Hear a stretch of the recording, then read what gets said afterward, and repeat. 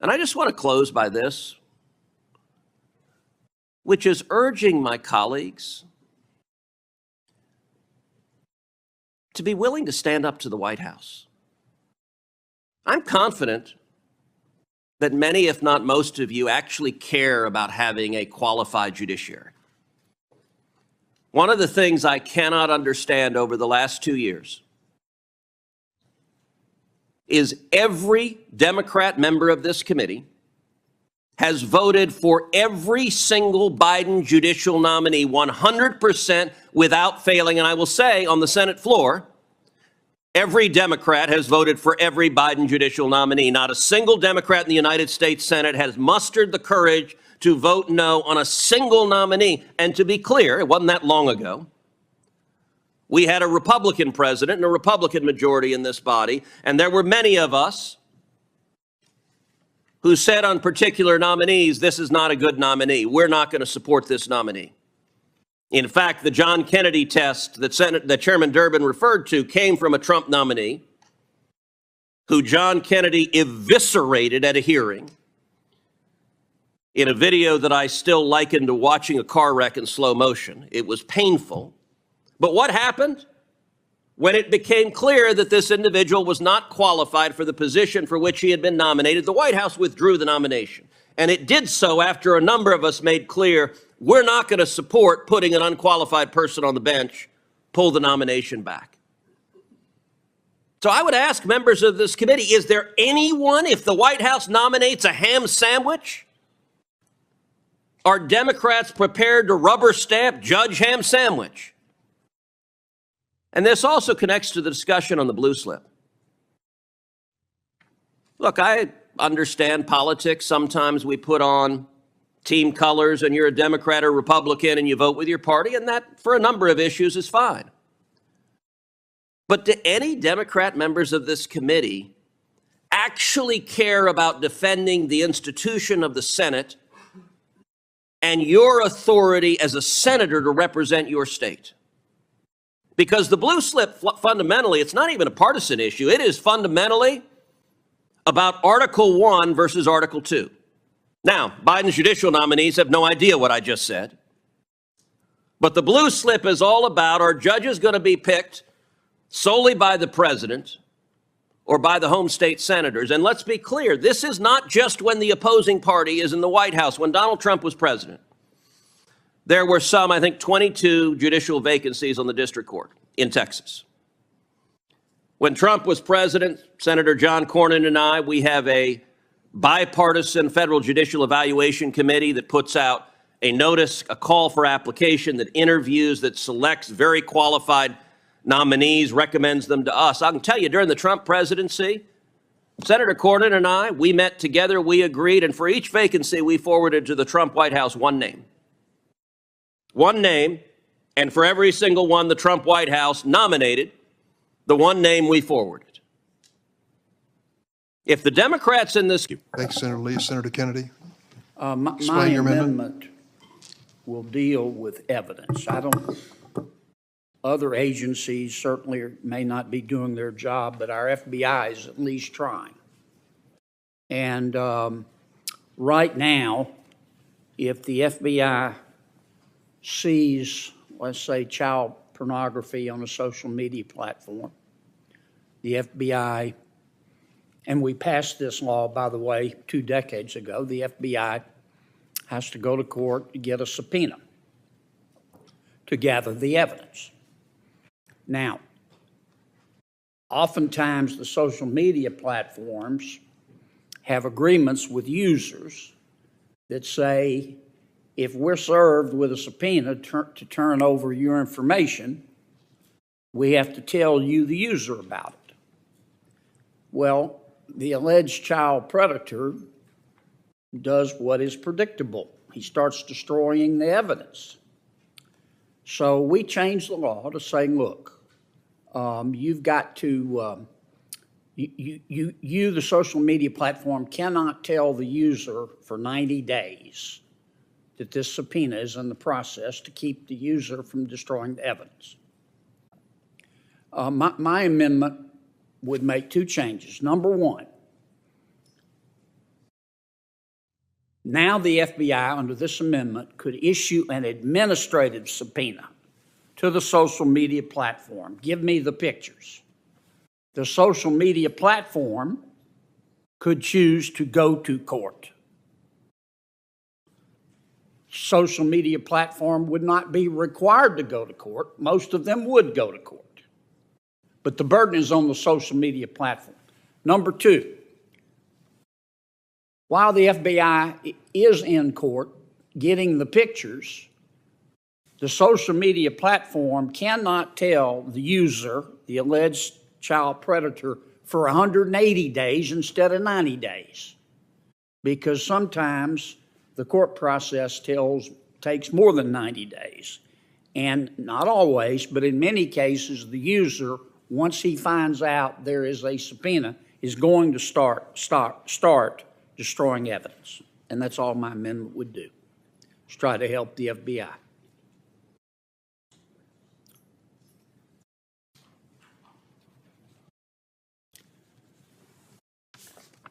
Senator Kennedy, I think you make a valid point. My staff and I may disagree on this, but I'd like to work with you on the language, if you don't mind. I think this question of the judicial review and when it should take place and how long a grace period without enforcement would last is a worthy issue I'd like to discuss with you. Let me be sure I understand, Mr. Chair. Your staff doesn't like my amendment, but you do? I think they're warming up to it. Well, if I were you, I'd overrule them. That's just a suggestion. I'm trying to spare them any public embarrassment. But certainly I'll agree to sit down and work with you and your Let's do it. and your staff, And you'll withdraw the amendment? and I will. Well, you have my word that we'll do that. Are there any further amendments to be offered? Mr. Chairman, Senator Cruz. I'd ask unanimous consent that I be added as a co-sponsor to the bill. Senator Cruz will be added as a co-sponsor to the legislation. So there are no school board meetings if they disagreed with school policy. I read it to protect the members of the school board who in my state and others have been threatened with their lives, intimidated to the point where they resigned from the school boards because of the coercion that was being extended toward them. Also, I can't understand this theory that what happened in the Capitol building on January 6th was so innocent. It was far from innocent. I believe some 800 have been prosecuted. Does the deputy know the number? Over 1,000, Senator. Over 1,000 have been prosecuted. Charges brought, excuse me, Chairman, over 1,000 charges brought. Over 1,000 charges brought. It is hard to imagine that anyone could keep a straight face and say they stepped in through a broken window for a sightseeing tour of the Capitol. That is incredible. What happened that day, 150 members of law enforcement were assaulted, some very seriously, suffering injuries they're still trying to recover from. And there was also the reality that a number of people died as a result of that insurrection. The fact that it happened January 6th was no coincidence. January 6, 2021, if I'm not mistaken, I know I'm not mistaken, was the day chosen when we counted electoral votes to establish who would be the president of the United States. There was an effort by those who denied the results of that election to question its results, and I can tell you that that was even witnessed yesterday by the compromise or settlement that resulted in Fox News paying close to $800 million as a fine to Dominion Corporation that manufactures election machinery on the premise that there were misstatements made on the air about what happened that day. I hope that this has been brought to rest, this whole question of the legitimacy of the election in 2020, but it still is being played out. I'd like to say a word, if I can, about Section 702. Section 702 is a device or procedure used by our government to keep us safe. I believe that is the premise of it, to make sure that if we suspect that someone overseas wishes us ill or is going to do something in a negative way, we learn that ahead of time and stop it from happening. That is a noble and proper goal for it to pursue. The reality is, though, in the process of intercepting messages from foreigners, we often involve Americans in the same conversation, millions of them. And the question is, are those Americans losing their constitutional rights for due process by the 702 procedure? I have voted against 702 consistently in the past, but I've been assured there will be efforts made by this administration to put in safeguards so that innocent civilians will be protected from losing their constitutional rights in this process. I hope we can work together on that goal ultimately to be achieved. So there are many issues before us. I thank you for your patience. Mr. Chairman. Mr. Chairman, you have taken a second round of questioning. No, I it would wasn't a ask second for round one. of question. That was a chairman's statement. Well, you also asked questions, and you offered a moment ago an opportunity for a second round. Oh, and I would didn't. certainly No, I didn't. appreciate that. I did not offer for a second round. Okay, so your rules are you get a second round of questioning and no one else does? No, the rules are you don't make them up. I'm the chairman. You make them up. I appreciate the Deputy Attorney General appearing before the committee. You're continuing your pattern, Mr. Chairman. Well, you're continuing your deportment. I'd like to conclude today's hearing by sharing the words of a leader I deeply admire. I had a chance to meet with him last year. Sadly, I fear I may not have that privilege again. His name is Vladimir Kara-Murza, a fearless Russian dissident and a champion for democracy. On Monday, Mr. Kara-Murza was sentenced to 25 years in prison by Russia for speaking out against Russia's invasion of Ukraine. Last week, the Washington Post published his final testimony in the sham trial. Mr. Kara-Murza said, and I quote, "I know that the day will come when the darkness over our country will dissipate, when a war will be called a war, and a usurper is a usurper, and when those who kindled and unleashed this war, rather than those who tried to stop it, will be recognized as criminals. This day will come as inevitably as spring follows even the coldest winter."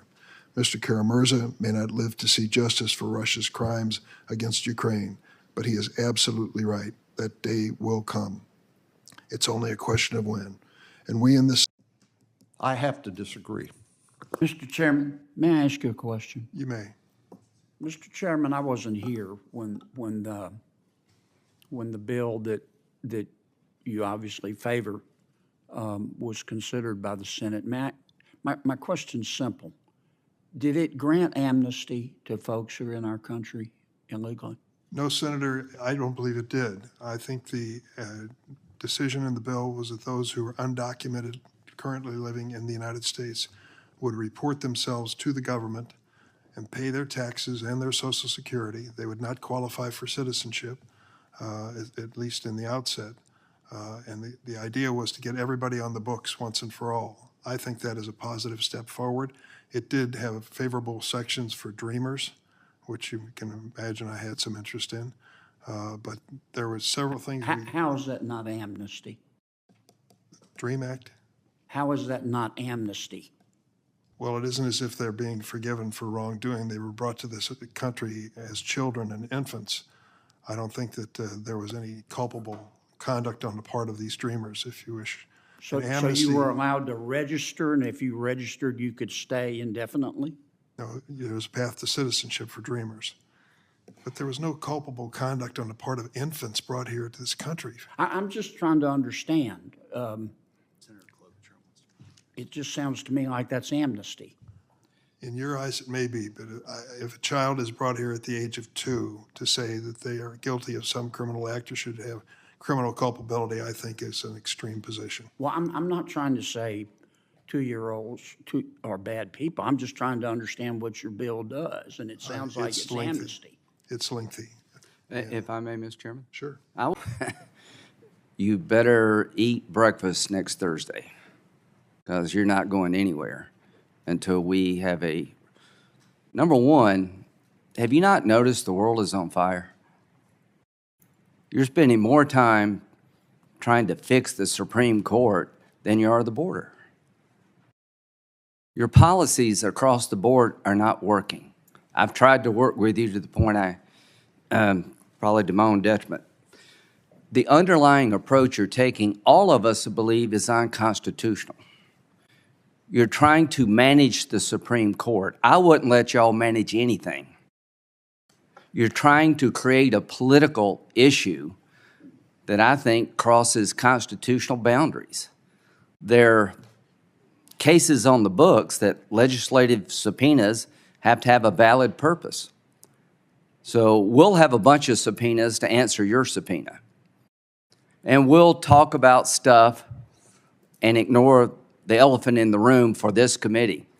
The border is broken. What are you going to do about it? The mayor of New York said today, if you come to New York, you can stay for 30 days. We're not going to pay for you to stay here free forever. The mayor of Chicago is coming to the White House today to beg for money to deal with migrants that have been shipped to Chicago from people in Texas and other places who are full. And we're going to be talking about subpoenaing 3 private citizens and get into the Supreme Court's business. You have lost your way. It's been a fairly productive session, I think, given everybody else around us. I voted for judges I wouldn't have picked. We're doing great stuff, I think, on social media. But I don't know why you did this. You know none of us are going to agree to this. You know you're not going to get 60 votes to enforce the subpoena. Mr. Crow offered you 5 years, and I don't know why he offered you anything. I'd have told you go pound sand. So this is a choice you made. I try to be reasonable, but I can be firm. So from here on out, this committee is going to operate differently, starting next Thursday. It's going to be harder, not easier. This is a fight you want. You're going to get it. Mr. Chairman? Thank you, Mr. Chairman. On the subject of nominations and cooperation, I did want to speak for just a moment this morning because there is one nominee that was not renominated, and that is Casey Arrowwood, who was nominated to be U.S. Attorney for the Eastern Division in Tennessee, and there is no doubt he is well qualified for this. He served our country as a captain in the Army. He was in the Obama Justice Department's National Security Division. He has had a sterling career as a federal prosecutor, and he received several awards during his time in Eric Holder's DOJ. And there is nothing about his record that would disqualify him from being a U.S. attorney, but the clock ran out on him, and President Biden has chosen not to renominate him. All of this did come as a surprise to me because it was the Biden White House that had recommended him for this seat. And I was even more surprised to learn that the reason you refused to move forward with his nomination and the reason the White House ultimately chose not to renominate him is because another member of the committee had concerns about one of the cases that he prosecuted. And I'm not going to get into the details of the case, but the prosecution in question was authorized by the Obama Justice Department, and there is absolutely zero evidence that Mr. Arrowwood acted in anything but an ethical and professional manner in exercising his duty as a prosecutor in that case. My colleagues' alleged concerns, I feel, are baseless. And as you know, Mr. Chairman, I have had serious reservations about many of the nominees who have come through this committee over the last couple of years. I have always followed the committee's longstanding process for registering my opposition to those. You and I have discussed this. I have never demanded a roll call vote on any U.S. attorney or U.S. Marshal nominee, and I have never demanded a floor vote on any of these nominees. When I've had an objection, I have simply asked to be recorded as a no without obstructing the committee's work.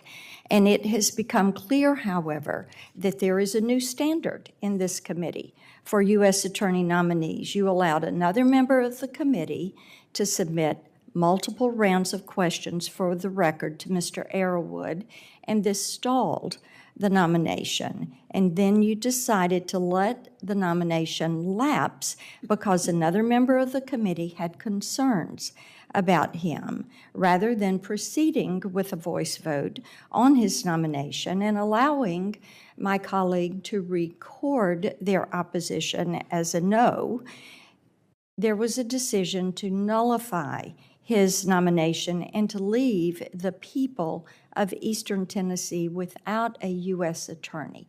This is a well-qualified, good man who has served our nation well. If Mr. Arrowood, who was initially recommended by the Biden White House and who has a sterling record as a veteran and a federal prosecutor, was so objectionable that he required a roll call vote, then going forward, I will simply apply the same standard to all nominees that come before this committee.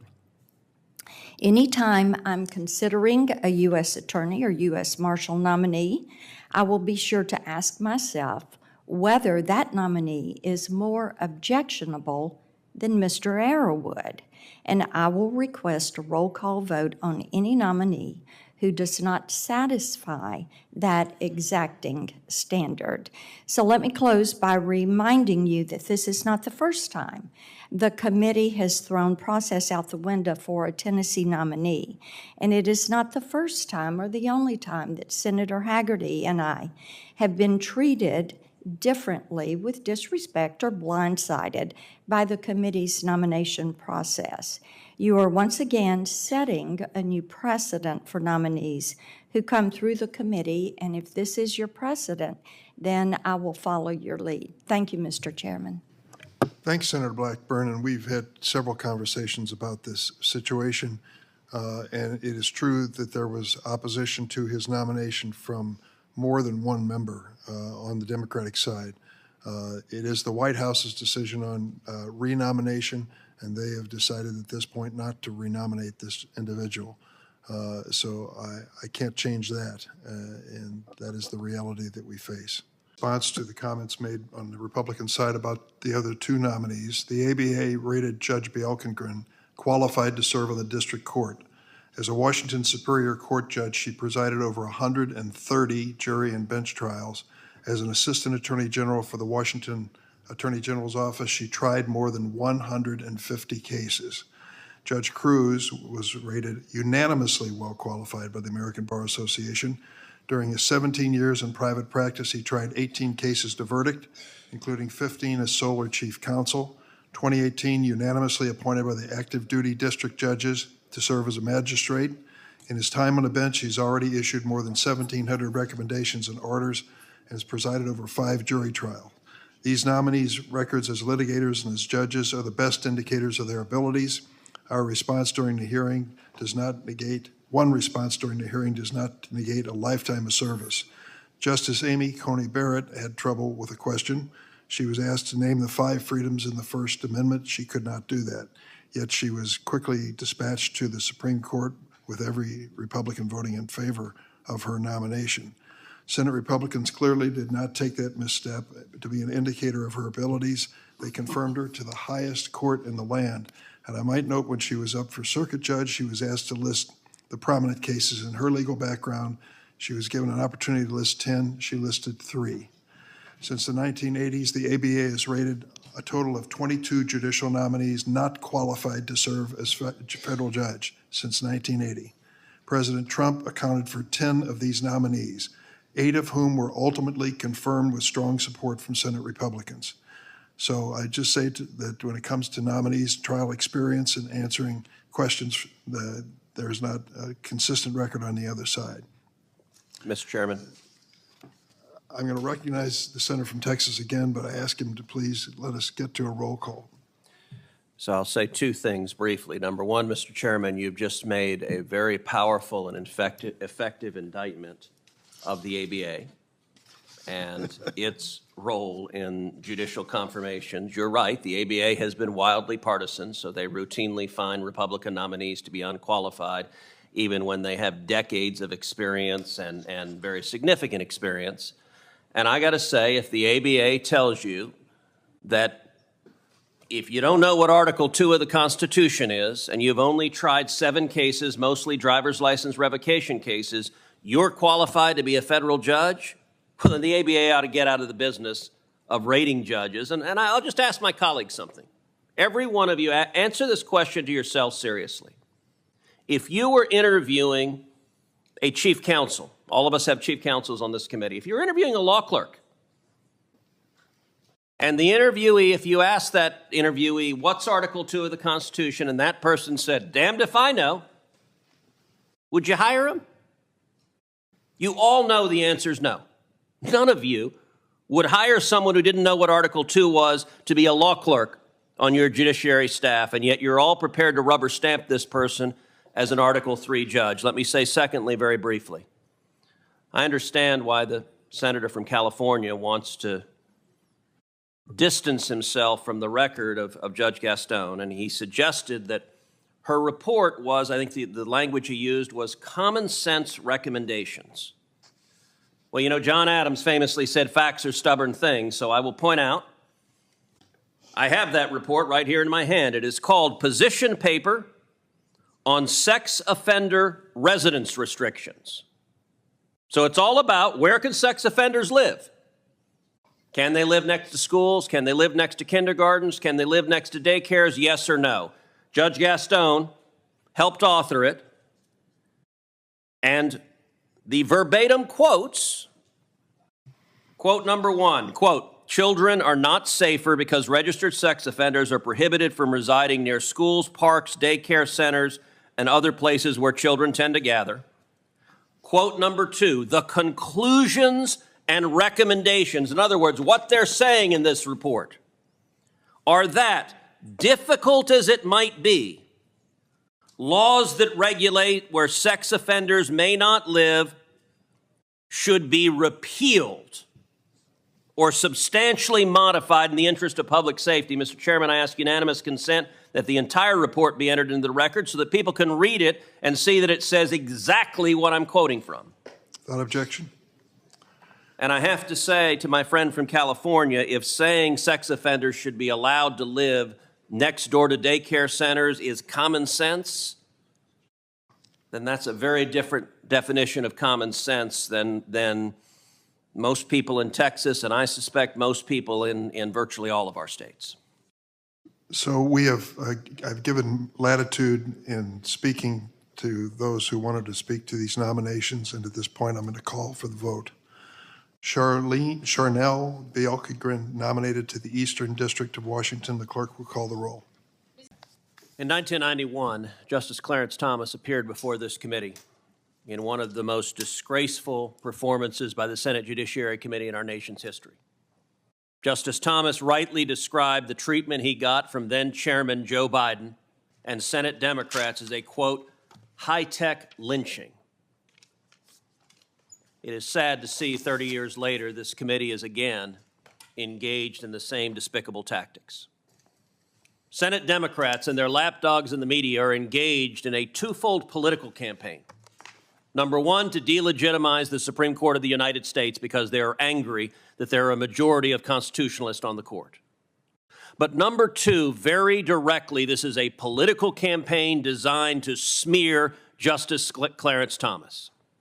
And the reason is simple. The left despises Clarence Thomas. And they do not despise him because he's a conservative. The left despises Clarence Thomas because he is a conservative African American. Here's what Clarence Thomas said at that confirmation hearing. He said, if you are a free-thinking African American, quote, you will be lynched, destroyed, and caricatured by a committee of the U.S. Senate. Well, in 3 decades, that hasn't changed, and it's gotten worse. And to be clear, here's the left's view. I point to one article just 3 weeks ago. The Democrats need to destroy Clarence Thomas's reputation. They'll never successfully impeach him, but so what? Make him a metaphor for every insidious thing the far right has done to this country. That's what the left is trying to do. And I will tell you, if you look at the next poster board, the left has repeatedly attacked Clarence Thomas with a racism. This is a magazine cover that showed Justice Scalia, every bit as conservative as Clarence Thomas, But he's portrayed as the master, and Clarence Thomas, in a bigoted attack, is portrayed as shining his shoes. I'll show you another one to give you a sense of the racist vitriol from the left. Here's a racist caricature of Clarence Thomas, lawn jockey for the far right. This is the bigoted contempt the left has. I'll show you another magazine cover. Offensively, this is how the left views Clarence Thomas. Now, it's important for people at home to understand this is not about judicial ethics. You can take those down. This is not about judicial ethics. This is not about rules that should apply to judges across the board. We could have a reasonable discussion about that. This is about applying a double standard to Clarence Thomas and only Clarence Thomas. The attack that my Democrat colleagues breathlessly repeat is that Clarence Thomas stayed at the vacation home of a very close friend of his, a successful Texas businessman, flew on his plane, and went on his yacht. Well, if that's the standard, going and traveling and being paid for by others, then guess what? Just about every Supreme Court justice has done so, and done so in much greater numbers. Justice Thomas was appointed in 1991. In the time since then, he's taken 109 reported trips, 5 international trips. Justice Ruth Bader Ginsburg was appointed in 1993, 2 years later. In the time she was on the court, she took 157 trips, including 28 international trips. Mr. Payne, yes or no, do you think Ruth Bader Ginsburg was corrupt? No. Nor do I. Ruth Bader Ginsburg was not alone. Justice Stephen Breyer, appointed the year later in 1994, took 233 reported trips, including 63 international trips. Again, yes or no, Mr. Payne, do you think Stephen Breyer was corrupt? No. Nor do I. I would point out Justice Kagan has done the same thing, Justice Sotomayor has done the same thing, and yet none of my Democrat colleagues care, because this is a political attack directed at a justice they hate. And by the way, let's spend a moment focusing on Justice Stephen Breyer, a delightful human being, someone I know personally, someone who served decades on the court. Justice Stephen Breyer repeatedly traveled on the penny of a prominent Democratic billionaire, the Pritzker family. Now, J.B. Pritzker is the Democrat governor of the state of Illinois, from which our chairman hails. I would be shocked if the chairman of this committee has not had multiple meals with the Pritzker family. Justice Breyer was a longtime member of the board that awarded the Pritzker Architecture Prize. Now, what did that mean? That meant Justice Breyer traveled on the dime of these Democrat billionaires. In 2019, Justice Breyer traveled to New York City, to Vancouver, and Paris. In 2018, Justice Breyer traveled to Ireland and Spain. In 2016, he traveled to New York, Spain, and France. In 2013, he traveled to Norway, Sweden, Denmark. In 2012, he traveled to Beijing and to London. All of this paid for by the Pritzker Foundation. Now, none of my Democrat colleagues are mad about this, and let me be clear. I'm not suggesting Justice Breyer is corrupt. What I'm suggesting is this committee is corrupt because this is a kangaroo circus, and I will note we had 15 Senate Democrats, including 6 members of this committee, send a letter to the Appropriations Committee threatening to cut off the funding for security at the Supreme Court. The left is willing to threaten the lives of the justices. Justice Samuel Alito this weekend in the Wall Street Journal said that the attacks directed at the justices are making them targets of assassination. This is disgraceful. Every senator who signed this letter should be embarrassed. Mr. Chairman, I ask unanimous consent that this letter be admitted into the record, and also that the interview with Justice Alito from this weekend be entered into the record. Democrats can have disagreements based on law, but this attempt to delegitimize the court, this attempt to personally smear Clarence Thomas is dishonest, and everyone in the media echoing it is participating in a shameful reprise of 1991's high-tech lynching. Thank you very much. Senator Cruz? Thank you, Mr. Chairman. There's probably no issue in modern American politics that engenders sharper disagreement than the question of abortion. I think everyone here agrees on that. It's a deeply moral issue. that reflects our values, who we are as a country. It's an emotional issue. It's a personal issue on which people feel very strongly. I believe the American people should decide abortion policy. I believe that's what our Constitution designs. Unfortunately, my Democrat colleagues on this committee disagree. They do not believe in democracy when it comes to the issue of abortion. They want unelected judges to set one standard for the entire country. And if the voters disagree, the voters have no choice. And look, the reason the Democrats want this issue to be out of the hands of the voters is quite obvious. Because the modern Democrat Party is wildly out of step with the American people on the question of abortion. The current position of virtually every Democrat senator in this body is that abortion should be absolutely unlimited, available up until the moment of birth, and even, shockingly, in some instances, after birth. That partial birth abortion should be fully legal. That there should be no parental notification and no parental consent, no matter how young the girl is who may be seeking an abortion. And that all of it should be funded by taxpayer money. Now, that is an extreme and radical view. How extreme and radical? Well, according to a Harvard-Harris poll from last year, 10% of Americans, only 10%, support abortion on demand up until the point of birth. That's the position. If you want to be a Democrat in the Senate, that's the position you have to embrace, because that's where the money is. That's where the activists are. That's where the angry voices are that fuel a Democrat campaign. But 90% of Americans look at that position and say, we disagree. And so you understand now why my Democrat colleagues don't want this decision decided by the voters. Because if 90% of the voters disagree with the extreme policy decision they've embraced, their position will not prevail at the ballot box. And by the way, it's not just the voters in the United States who disagree with Senate Democrats on this. It is virtually every voter on planet Earth. The United States is such an extreme outlier. Out of the entire country, there are only 7 countries on Earth out of the entire planet that allow abortion after 20 weeks. And yet every one of my Democrat colleagues wants to do so. Europe, virtually all of Europe, including the left-wing socialists, the Greens there, they think the Democrats in this body are loons on this issue. Sweden has an 18-week limit on seeking an abortion. None of my Democrat colleagues would vote for Sweden's law. France has a 14-week limit. France! None of my colleagues would vote for France's law. Germany and Luxembourg have 12-week limits. And the position of Democrats is 40 weeks, up until the very moment of birth, no limits at all. That's a horrifying position.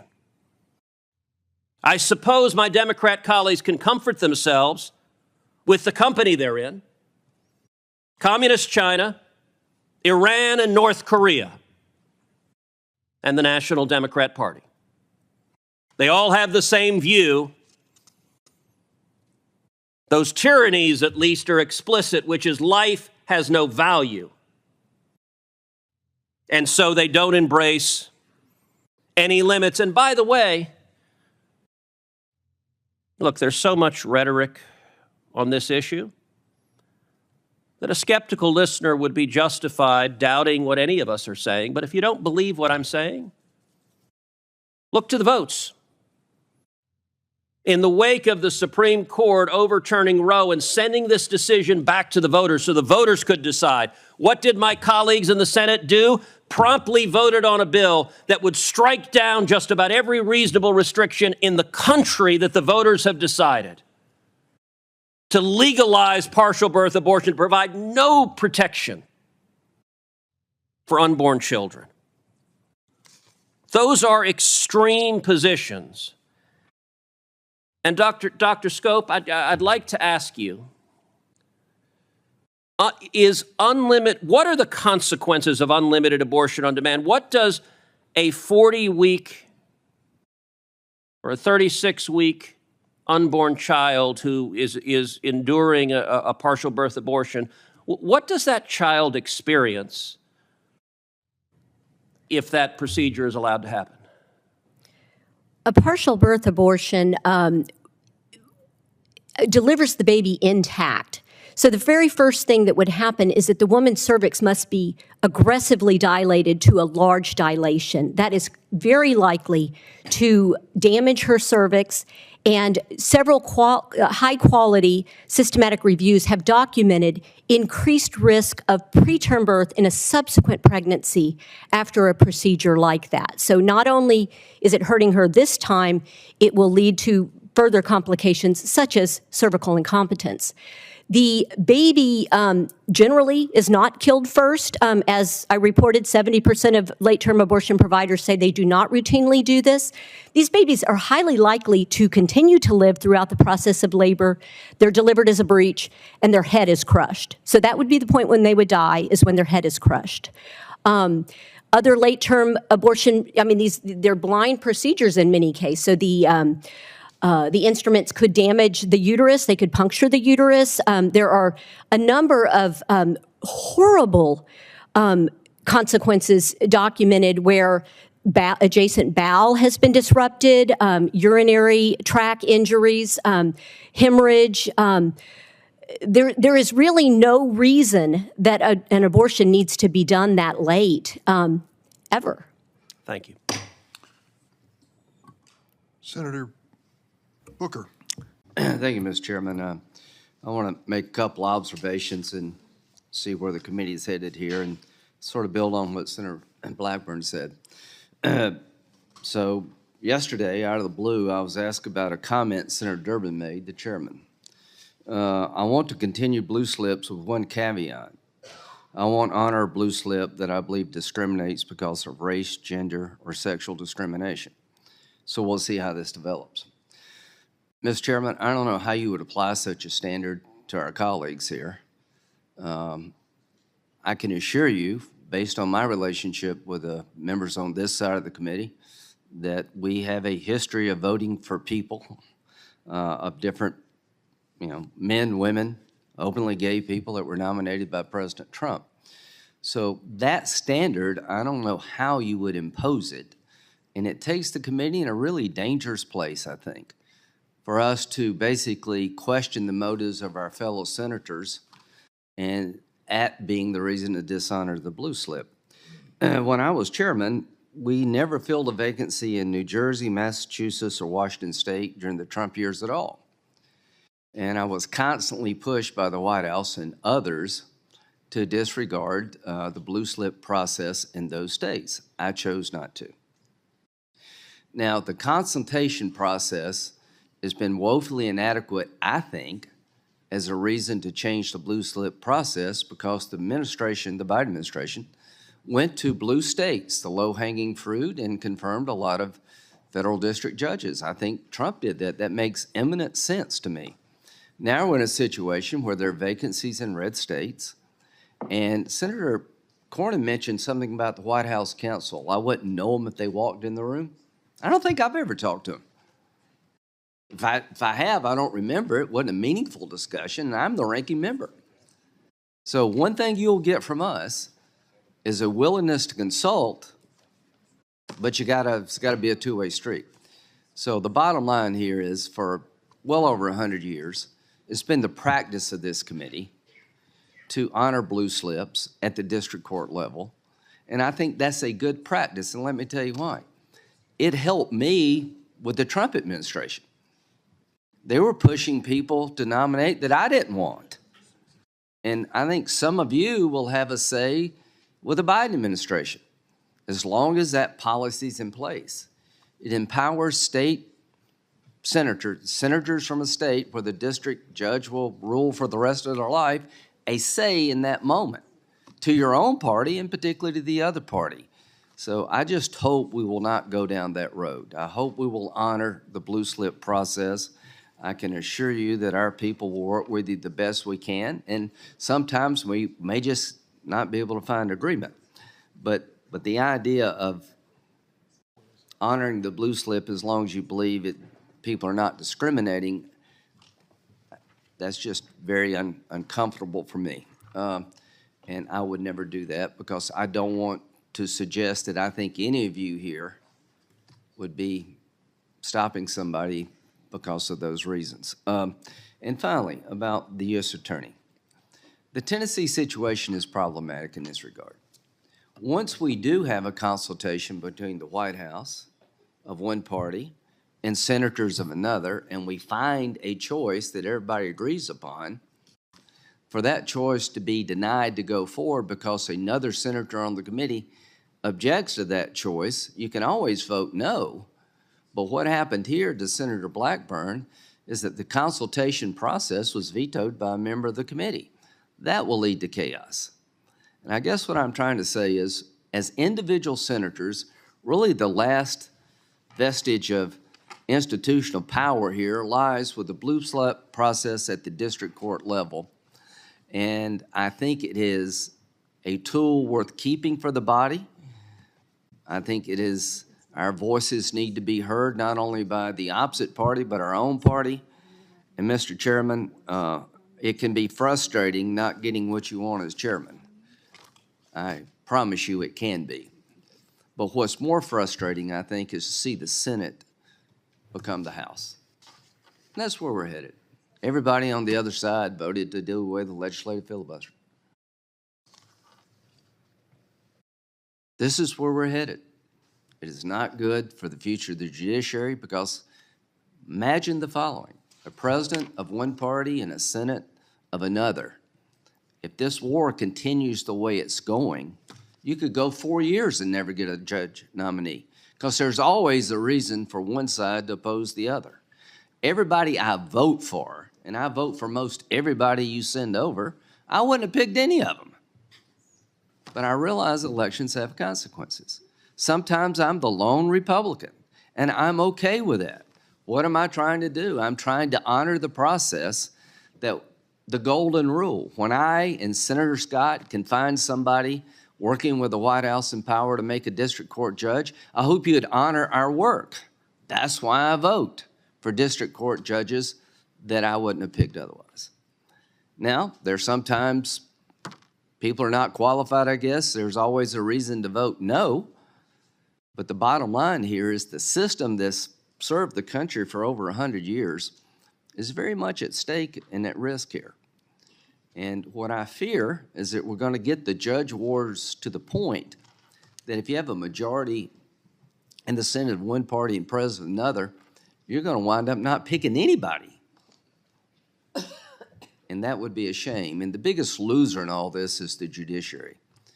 You know, when Senator Reid decided to do away with the 60-vote requirement for circuit judges, I went on the floor and said, this is the beginning and end of the Senate as we know it. And it's also the beginning of the ideological radicalization of the judiciary, because when you don't need to talk to anybody on the other side, your judge picks are going to be more ideological. You can see that on both sides. Then along comes the blue slip problem with circuit judges. Senator McConnell said in October of 2017, now that it's a majority-only rule, we won't honor blue slips on circuit judges. We tried to get Gorsuch through twice, but he could never get 60 votes, so we wound up changing the rules for majority-only for the Supreme Court. The bottom line here is the last thing left in this body that makes the Senate, in my view, to give individual senators a say about a consequential decision in their state that will last a lifetime is the blue slip process. So I would just hope we could agree, if possible, that no matter how frustrated we get, we're going to honor this system. And it does take collaboration and cooperation on our side. I expect that to happen, but that's a two-way street. In Louisiana, there's collaboration has been successful. There's been letters written that nobody replied to for 6 months. Why? Because the White House went to the blue states to get the low-hanging fruit. And in Texas, there has been very little effort here. So that's what I would urge the committee to do. Senator Welch, welcome. You come at a historic time. The idea that we would do away with the blue slip is bad for the Senate, it's bad for the judiciary, and the idea that a chairman would make a decision about the motives of others based on why they're having the blue slip, I think is a dangerous thing to be doing. I like you, I respect you, I want to work with you, I want to pass bills on fentanyl, I want to do stuff on social media, I want to try to work together the best we can. I voted for most of your judges. It's my small contribution to the legacy of the Senate. So please, if you can, Mr. Chairman, stop this march toward ending the blue slip for district court judges. Senator Graham, I respect you as a colleague and a friend, and I think we have the same goal, and that is to have a fair process. I had to recognize that. Mr. Chairman? Senator from Tennessee. Yes, thank you, Mr. Chairman. I did want to speak today. First, I want to welcome my former House colleague, Peter Welch. We worked together so well on the Energy and Commerce Committee, and I'm looking forward to working with him here. And I do want to thank Ranking Member Graham for his support as we've talked about the blue slip issues. Can't get it out. And as we've talked about the Casey Arrowood nomination, as I noted previously, one thing is very clear. Mr. Arrowood is exceptionally well qualified to be U.S. Attorney, and this committee has done the people of East Tennessee a disservice by depriving them of a U.S. Attorney because of baseless objections from the Democratic side of the aisle.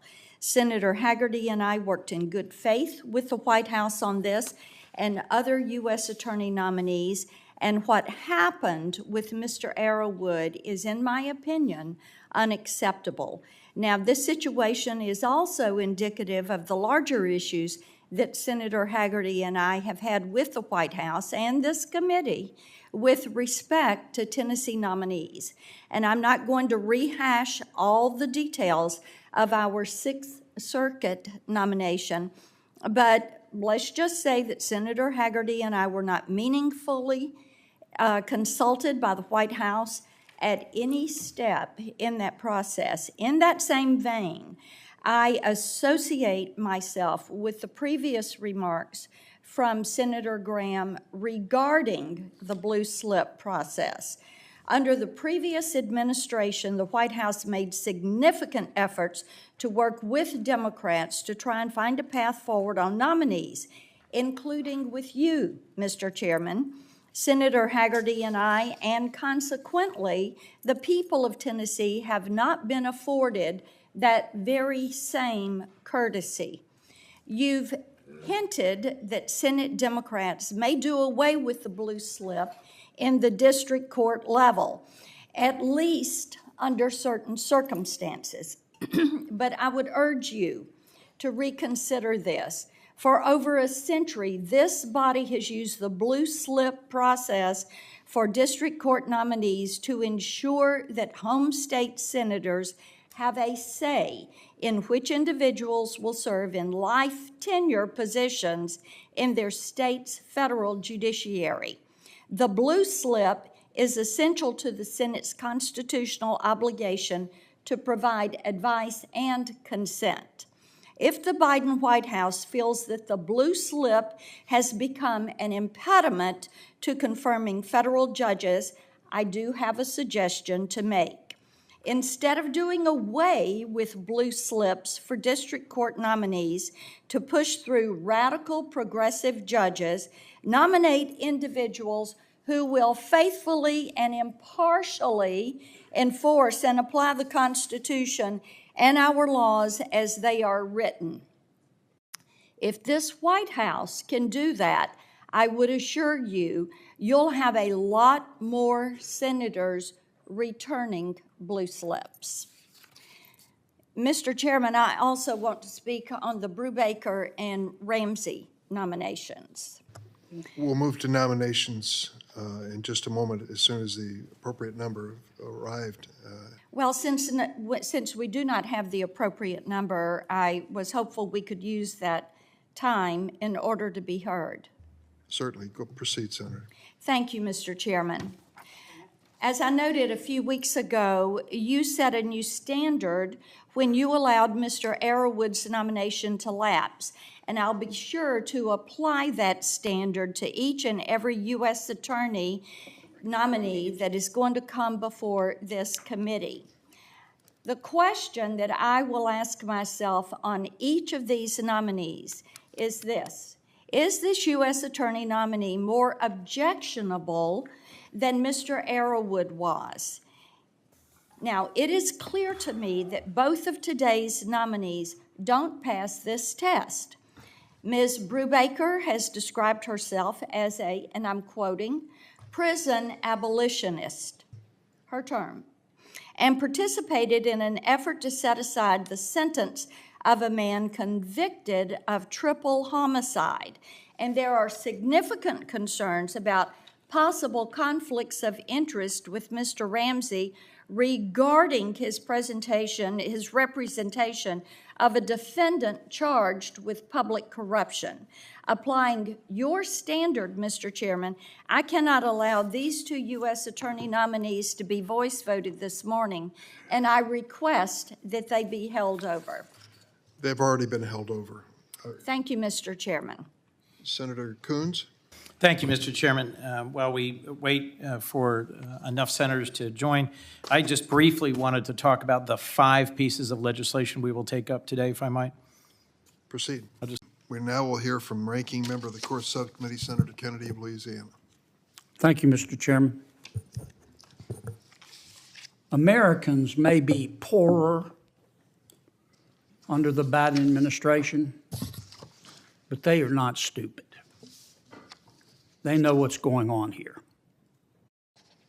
I remember the Democratic leader's words of March 4th, 2020, on the steps of the United States Supreme Court, like they were yesterday. I want to tell you, Gorsuch, he said, not Justice Gorsuch, Gorsuch. I want to tell you, Gorsuch, I want to tell you, Kavanaugh, you have released the whirlwind and you will pay the price. You won't know what hit you if you go forward with these awful decisions. Wow. Just wow. I think Matthew 12:36 is correct. For by thy words you shall be justified, and by thy words you shall be condemned. Now, the sad truth is that some, not all, some of my Democratic colleagues have been on a crusade to undermine the United States Supreme Court's legitimacy and the credibility of the federal judiciary for years. Today's hearing is the next chapter in their federal past, and they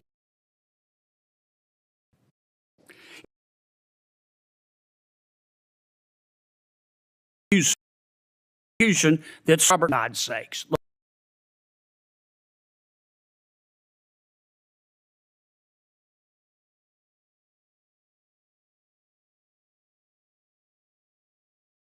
The Washington Post verdict afterward. In other words, they gave him a fair and impartial firing squad. Then we saw the high-tech lynching of Justice Clarence Thomas. Then, for the first time in history, they weaponized the filibuster to kill Mr. Miguel Estrada's nomination, and they also demonized Justice Janice Rogers Brown, a very fine person. When the United States Senate confirmed 3 new Supreme Court justices, which the loon wing of the Democratic Party loathed. The campaign of threats ratcheted up. You remember the shouts. Let's pack the court, they said. Let's pack the court. And the political threats of some of the highest officials in our government fueled physical threats against the justices, and we know that. You have released the whirlwind, the Democratic leader said. Incensed protesters took to the streets, not outside Congress, not outside the court, but outside the homes of Justice Roberts, Justice Kavanaugh, Justice Thomas, and Justice Barrett. Federal law prohibits this intimidation, but the Biden Justice Department allowed it. You will pay the price, the Democratic leader said. In that spirit, angry protesters publicized the location of the school that Justice Barrett's children attend. You won't know what hit you, the Democratic leader said. A man with a gun, ammunition, knife, pepper spray, and zip ties went to a justice's home to assassinate him. Actually, his stated goal was to murder 3 justices. Not so suddenly, the ends justified the means for activists. Even inside the court itself, the Dobbs decision was not leaked by a left-wing blogger. Why? That's worth asking. You don't need to be Einstein's cousin to figure it out. They aren't getting their way. They aren't getting their way, so they want to change the rules. But the Constitution isn't a game, folks. And now some Democrats want Congress to override the Supreme Court of the United States and apply rules to its justices. The constitutional separation of powers means that no branch of the federal government can dictate how another should govern itself. That's black letter law. Now, why? This is to protect the people from abuse. The framers insulated the federal judiciary from political control to ensure that the justices would decide cases impartially, without fear of the kind of retaliation that fills the pages of some, not all, but some left of Lenin Democrats' playbook.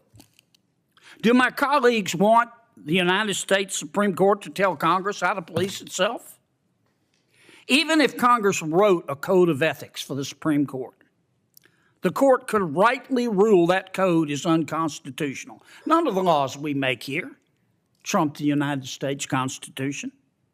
What's more, some Democrats want to use the lower courts as a cudgel against the highest court in the land by giving circuit judges the power to rule on whether justices should recuse themselves.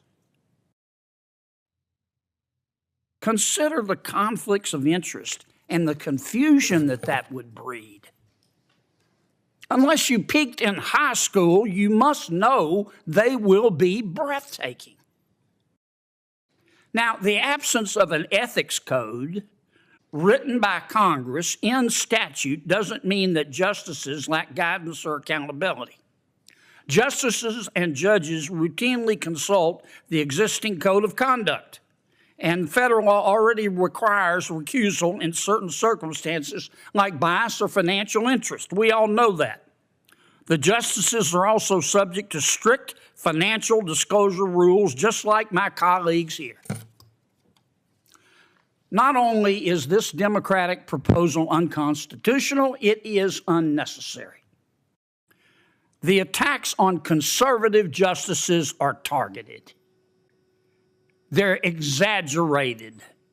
The alarmism is affected. The danger isn't that rogue justices are operating without ethics. It's that Democrats aren't winning every fight, and they find that reality intolerable. I've been disappointed by Supreme Court opinions too. But my Democratic colleagues should fill out a hurt feelings report and move on for the sake of the Constitution.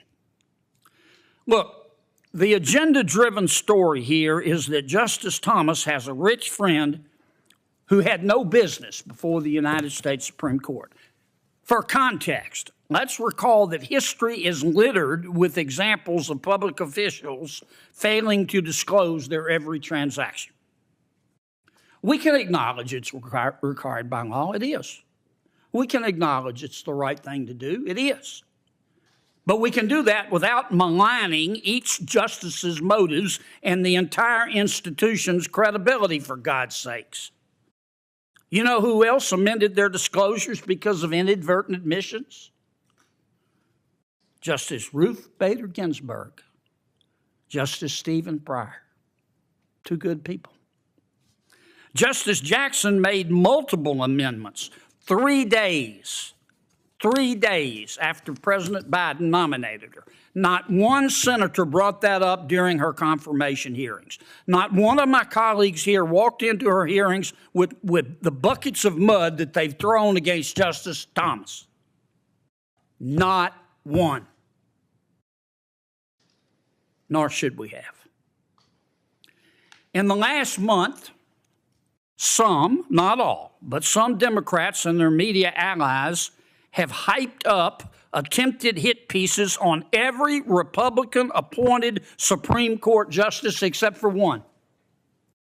They've tried going after Justice Kavanaugh for buying baseball tickets, Justice Alito for having dinner with people who gossip, the wife of Chief Justice Roberts for hiring good lawyers, Justice Gorsuch for selling land in an LLC, which he properly disclosed to a major donor to the Democratic Party, for God's sakes, who he's never even met, and Justice Thomas for having a rich friend. Justice Barrett, if you're listening, I hope you don't have library books overdue. If recent history is any indicator, you're next. Today's hearing is an excuse to sling more mud at an institution that some, not all, some Democrats don't like because they can't control it 100% of the time. And that's a fact, and everybody in this hearing room knows that. Until they get the outcome they want in every case, I fear they are going to continue to slander it in an effort to take control of it. And I pray to God I am wrong. Thank you, Mr. Chairman. Thank you, Senator Kennedy. Yes, I'd like to call up my amendment, OLL 23481.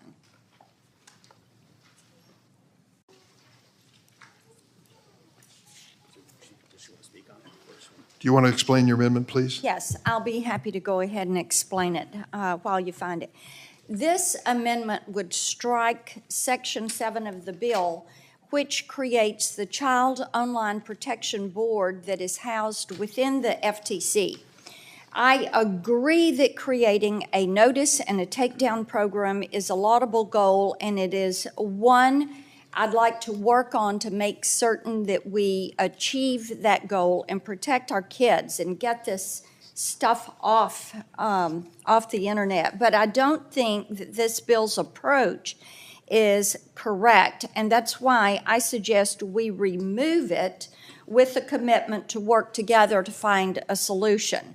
Now, what we do know is NCMEC has a new service. This service is called Take It Down. They launched this service a few months ago so that they can help people get CSAM removed. NCMEC assigns a hash value to each reported image, and online platforms use these values to detect and remove CSAM. NCMEC can track how long it takes the providers to remove the offending content, and they follow up with them when they don't remove it and make certain that that content gets pulled down. And this program launched in February. Since then, it would be useful to hear from NCMEC about how this is working, what they have seen as the effectiveness of this program, what they think should be changed, what should be updated, and how they can coordinate with Congress to make this even more successful. Instead, this section creates a new administrative entity within the FTC. The FTC is not equipped to house this type program, which is far outside its mission. The FTC mission is preventing business practices that are anti-competitive or deceptive or unfair to consumers. This section would expand the FTC's authority to include child protection officers on its staff. And on this committee, on Commerce Committee, we often talk about the FTC and how it is overstepping its authority left and right.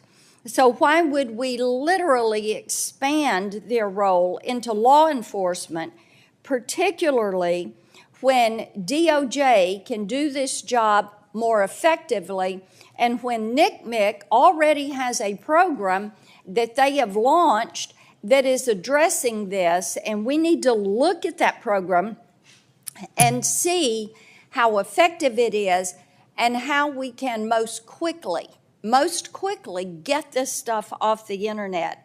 And I really appreciate the conversations that our staffs have had on this issue. I look forward to continuing to work with you on this initiative so we can make certain that the CSAM Act is buttoned up, ready to pass, ready to be signed into law, but ready to be effective. Bringing the FTC into this is going to confuse the issue. Thank you, Mr. Chairman. Thank you, Senator Blackburn. Section 7 of the bill, which this amendment seeks to strike, is the Report and Remove program. It is an essential component of the bill. Report and Remove provides victims with an easy-to-use, enforceable mechanism to request removal of child sexual abuse material from an online platform. Remember Charlotte? Spending her whole life trying to find out who to contact to take this information off the line and put an end to it. This is one of the most direct means of dealing with CSAM online, empowering victims who appear in or harmed by this imagery. Section 7 creates a system which allows victims to request removal and then seek adjudication before a board of providers' refusal to remove the images. At the same time, it includes safeguards to provide providers and legitimate content owners, protect them from malicious takedown requests. It imposes appropriate fines on providers who fail to timely remove CSAM or request adjudication once it's reported. We've spent months trying to strike a balance here. And at this moment, we have struck that balance, and I hope we can maintain it. We have the support of the prosecutors. We have the support of Fraternal Order Police. We have the support of victims' organizations. We have finally reached a point where we believe this is as balanced as we can reach in this undertaking. Taking out Section 7 is taking out a central part of this whole effort. I have been working on it for months. I'm willing to continue to work with Senator Blackburn on the exact language, but I would oppose this amendment and hope my colleagues on the committee will join me in that opposition. Mr. Chairman? Yes. In response to that, the takedown and removal, the report and removal is not the issue. You need the ability for that. I agree with that. The concern is standing up a new agency delays getting this to happen because you're talking about putting it at the FTC. NCMEC and DOJ already have this process. Let's get this active as quickly as possible. They're already doing this. NCMEC is doing this. And I will withdraw my amendment if you will work with me on this. Why would we confuse the issue with a new agency? Let's see what we can do to use existing resources to make this happen as quickly as possible. Senator Nickmeck supports the bill as written, but I want to work with you because if there's any way to improve this, I'll do it. And if you wish to withdraw the amendment based on that promise, we'll do that. I will be happy to. I just think what we need to do is review what they're doing before we look at standing up a new entity. What if it takes them 6 months or a year to do that? NCMEC has this process in place. Let's expedite the removal of this harmful material. Mr. Chairman. Mr. Chairman. Senator Graham? Okay. So number one, this is a very good discussion to have, and here's the question I have. I'm going to support the bill, support Section 7. I hope you can work with Senator Blackburn to make it more effective. The question for us all, is the FTC working when it comes to regulating social media? Is there any belief that the FTC can bring these people to heel, given their past record? And if you really want to go after, have an agency to look over the shoulder of social media, is the FTC equipped to do that? Do they have the personnel? Do they have the resources? That alone would be one of the most monumental tasks of any branch of the government, any agency in the government, is to ride herd over social media in the areas that we've all talked about. So the one thing I want to urge the committee to do is understand that where we're at today, nothing is working. The FTC is not working. Your bill, I will support because it moves in the right. I support my own bill, the Earn It Act. The bottom line is the only way, Mr. Chairman, I think you're ever going to get any law passed is to make the social media companies fear losing the liability shield. And if they don't fear that, they will beat us all. And the regulatory process we have today is a joke. They'll gladly write the check and move on. Mr. President, or Mr. Chairman, rather. Senator Kennedy. Mr. Chairman, I'd like to call up First Degree Amendment ALL 23296. Mr. Chairman, before we turn to that, can I just make one brief addendum to our last discussion? Senator Kennedy yield for that purpose? Of course. Senator Lee. I'd just like to be involved in that effort as well. I agree with Senator Blackburn on this. Want to make sure that people have a way to get it removed. I just don't think this new entity, this new board within the FTC is the way to do it. We could do that through DOJ. I'd love to work with you on that. Thank you. Thanks, Senator Lee. Senator. Thank you, Mr. Chairman. I confess I'm a little confused, and I appreciate the argument or discussion that we've been having, but for me, it's a little too conceptual or, I don't know, metaphysical or theological or whatever you want to call it. I want to try to understand what you're asking us to do. Let's take two books that have been much discussed. The first one is called All Boys Aren't Blue, and I will quote from it.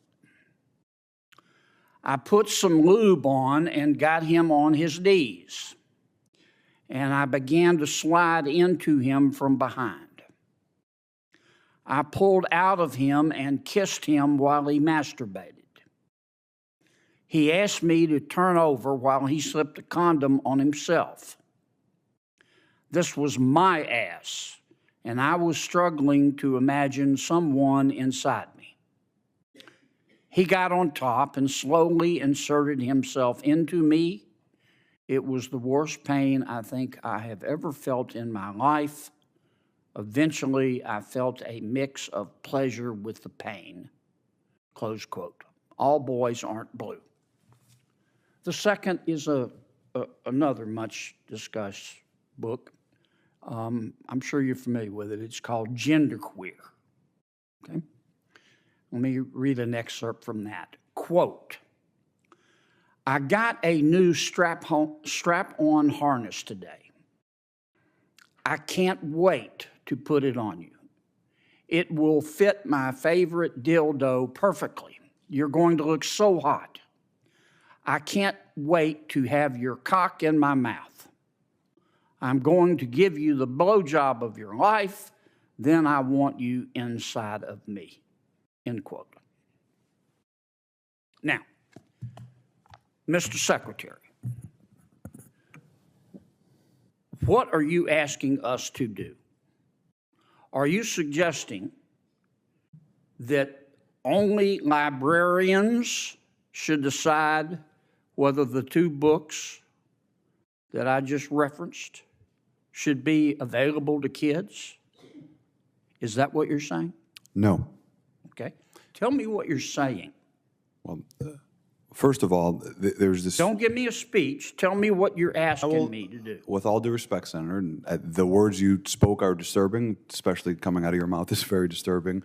But what I would also tell you that we're not advocating for kids to read porn, to Senator Booker's What point. are you advocating for? We are advocating for parents, random parents, not to have the ability, under the guise of keeping kids safe, to try and challenge the world view of every single manner on these issues. You're getting conceptual again. I'm not getting conceptual. Well, I'm saying yes, you are. Yes, you are. Because I want to know what you're recommending. It sounds to me like what some of you are saying, the librarians should decide who gets to see that book. I'm saying when individual parents are allowed to make a decision of where that line is, and To Kill a Mockingbird, which involves a rape scene, should that book be pulled from our libraries? I think it becomes a slippery slope. I think you ought to think about it a little bit more before you come here. I've thought about it, Senator. If you're going to propose something, you ought to be able, in 30 seconds, to be able to explain what Senator, you're asking us to do. Senator, Ms. Kelly, what do you understand? Well, let me skip you for a second. Mr.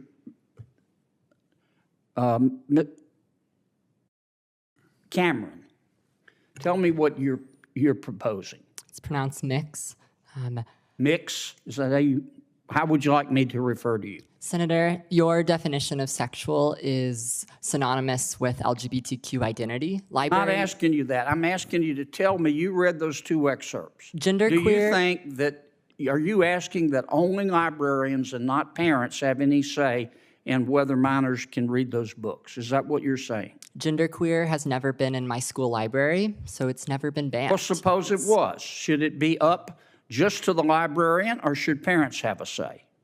There should be facilitation of collaboration between students, parents have and a say? educators.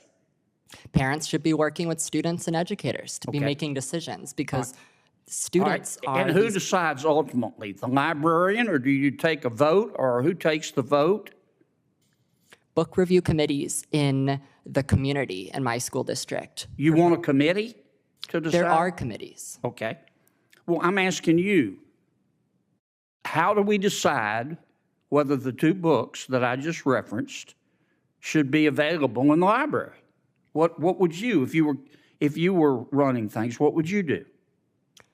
All Boys Aren't Blue, the scene you mentioned, is about sexual abuse. I know what it's about. It's not What erotic. would you do in terms of making the books available?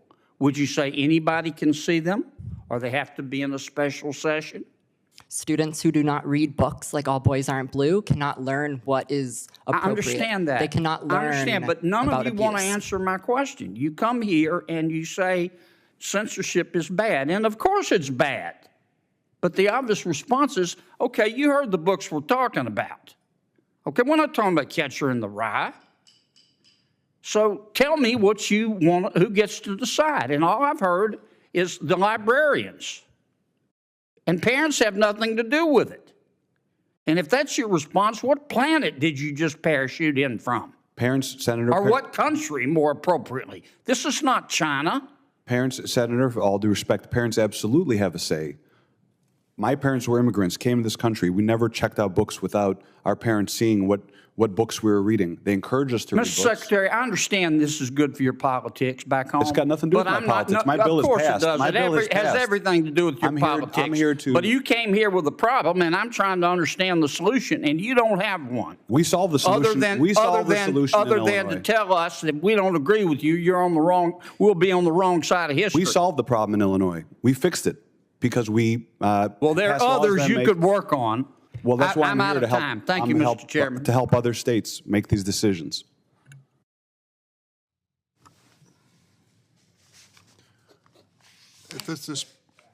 At this point, there are no senators. Will the senator yield for a question? No, I will not. Oh, I'm sorry, Senator Cornyn. Yield if I for could- question. If I could finish my thought. Senator, I think that was. That's a tell. That's a Yeah. tell. I thought it was Senator Blumenthal. If I could just finish my thought, Mr. Chairman, I get it. You disagree with Bruin. You disagree with Dobbs. I get it. The answer is not to destroy the Supreme Will Court. the senator yield for a question? I will not. I get it. But the way to change a ruling of the Supreme Court is to go find the right case and persuade them. And that's my final point. I appreciate it all the time. Now I'll yield. The senator is aware that there was an assassination attempt on a sitting Supreme Court justice, Justice Kavanaugh. You're aware of that, certainly. Yes. Do you have an opinion about what the impact on an unstable mind might be when the majority leader of the United States Senate stands up in front of the Supreme Court of the United States and makes a threat against the court? What the impact might be on an unstable mind? Well, it could be, I'm not a psychiatrist or a psychologist, but I think most of us, all of us have common sense. I think it would be extraordinary. And I think all this heated rhetoric about ethics, about Clarence Thomas being an Uncle Tom.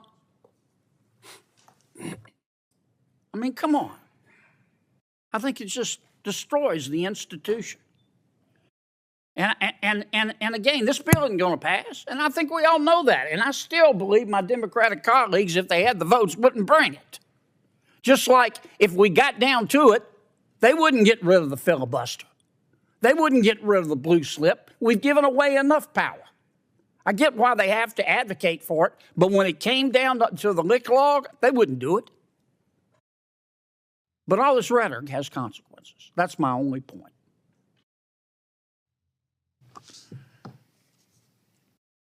Thank you, Mr. Chairman. I think we all know what this is about, and you all have been after Justice Thomas. We are fully aware of this. And I think that the whole charade is truly disgusting. Now, if we go back to the Dobbs leak, and I'm one of those, I'd like to know who the leaker is, and I'd like to know why they did it. But since that leak, our Supreme Court justices, especially Thomas, Alito, Gorsuch, Kavanaugh, Barrett, they have been subjected to threats on their lives. Their families have been subjected to threats on their lives. And yet, this is what you and Senator Whitehouse are choosing to focus on, is a discrediting of the court. And we know what this is about. We should be talking about protections for the court. I think that it appears that what you're doing is you're going after them because right now you don't agree with some of the decisions that are coming out of the court. So instead of letting them exercise and fulfill their jobs, what they're required to do, what are you doing? You're going after a way to delegitimize the court as an institution. Tennesseans know this. We see it. But, you know, Senator Graham mentioned Justice Sotomayor. Now, this summer, what we learned was that over the years, her staff has pressured public institutions to buy her books. And these books and her book deals have earned her $4 million. And I haven't heard you mention that. None of you have mentioned that. You don't want to talk about that. Nor have you mentioned the fact that she refused to recuse herself from not one, but 2 copyright infringement cases concerning her book publisher. You clearly don't want to talk about that one either. So I have filed an amendment issuing a subpoena to Justice Sotomayor's staff who helped to sell her books, as well as to her book publisher, so we can fully understand the backstory of these deals. And since we're in the business of issuing subpoenas now, here are a few more that I've filed. A subpoena to Jeffrey Epstein's estate to provide the flight logs for his private plane, given the numerous allegations of human trafficking and sexual abuse surrounding Mr. Epstein. I think it is very important that we identify everybody that was on that plane and how many trips they took on that plane and the destinations to which they arrived. I've also filed a subpoena authorizing Secretary Becerra to come before this committee and explain to us how HHS and the Office of Refugee Resettlement has lost track of 85,000 children. In addition, I filed a subpoena to compel the Biden DOJ to provide all documentation about their disastrous decision to terminate the successful China initiative. That was a program that was critical to targeting and prosecuting Chinese spies in America. Next, we've got to get to the bottom of the far left's effort to take down President Trump. That's why I've filed a subpoena for all documents relating to any political donations and participation by Special Counsel Robert Mueller's staff. And let's talk about the 2 tiers of justice that we're all seeing in the Biden administration. This administration loves to talk about misinformation, but they clearly have the goal of censoring conservative speech online.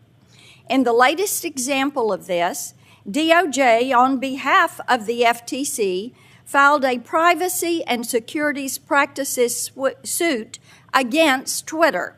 So I think we need to get to the bottom of President Biden's efforts to silence Elon Musk.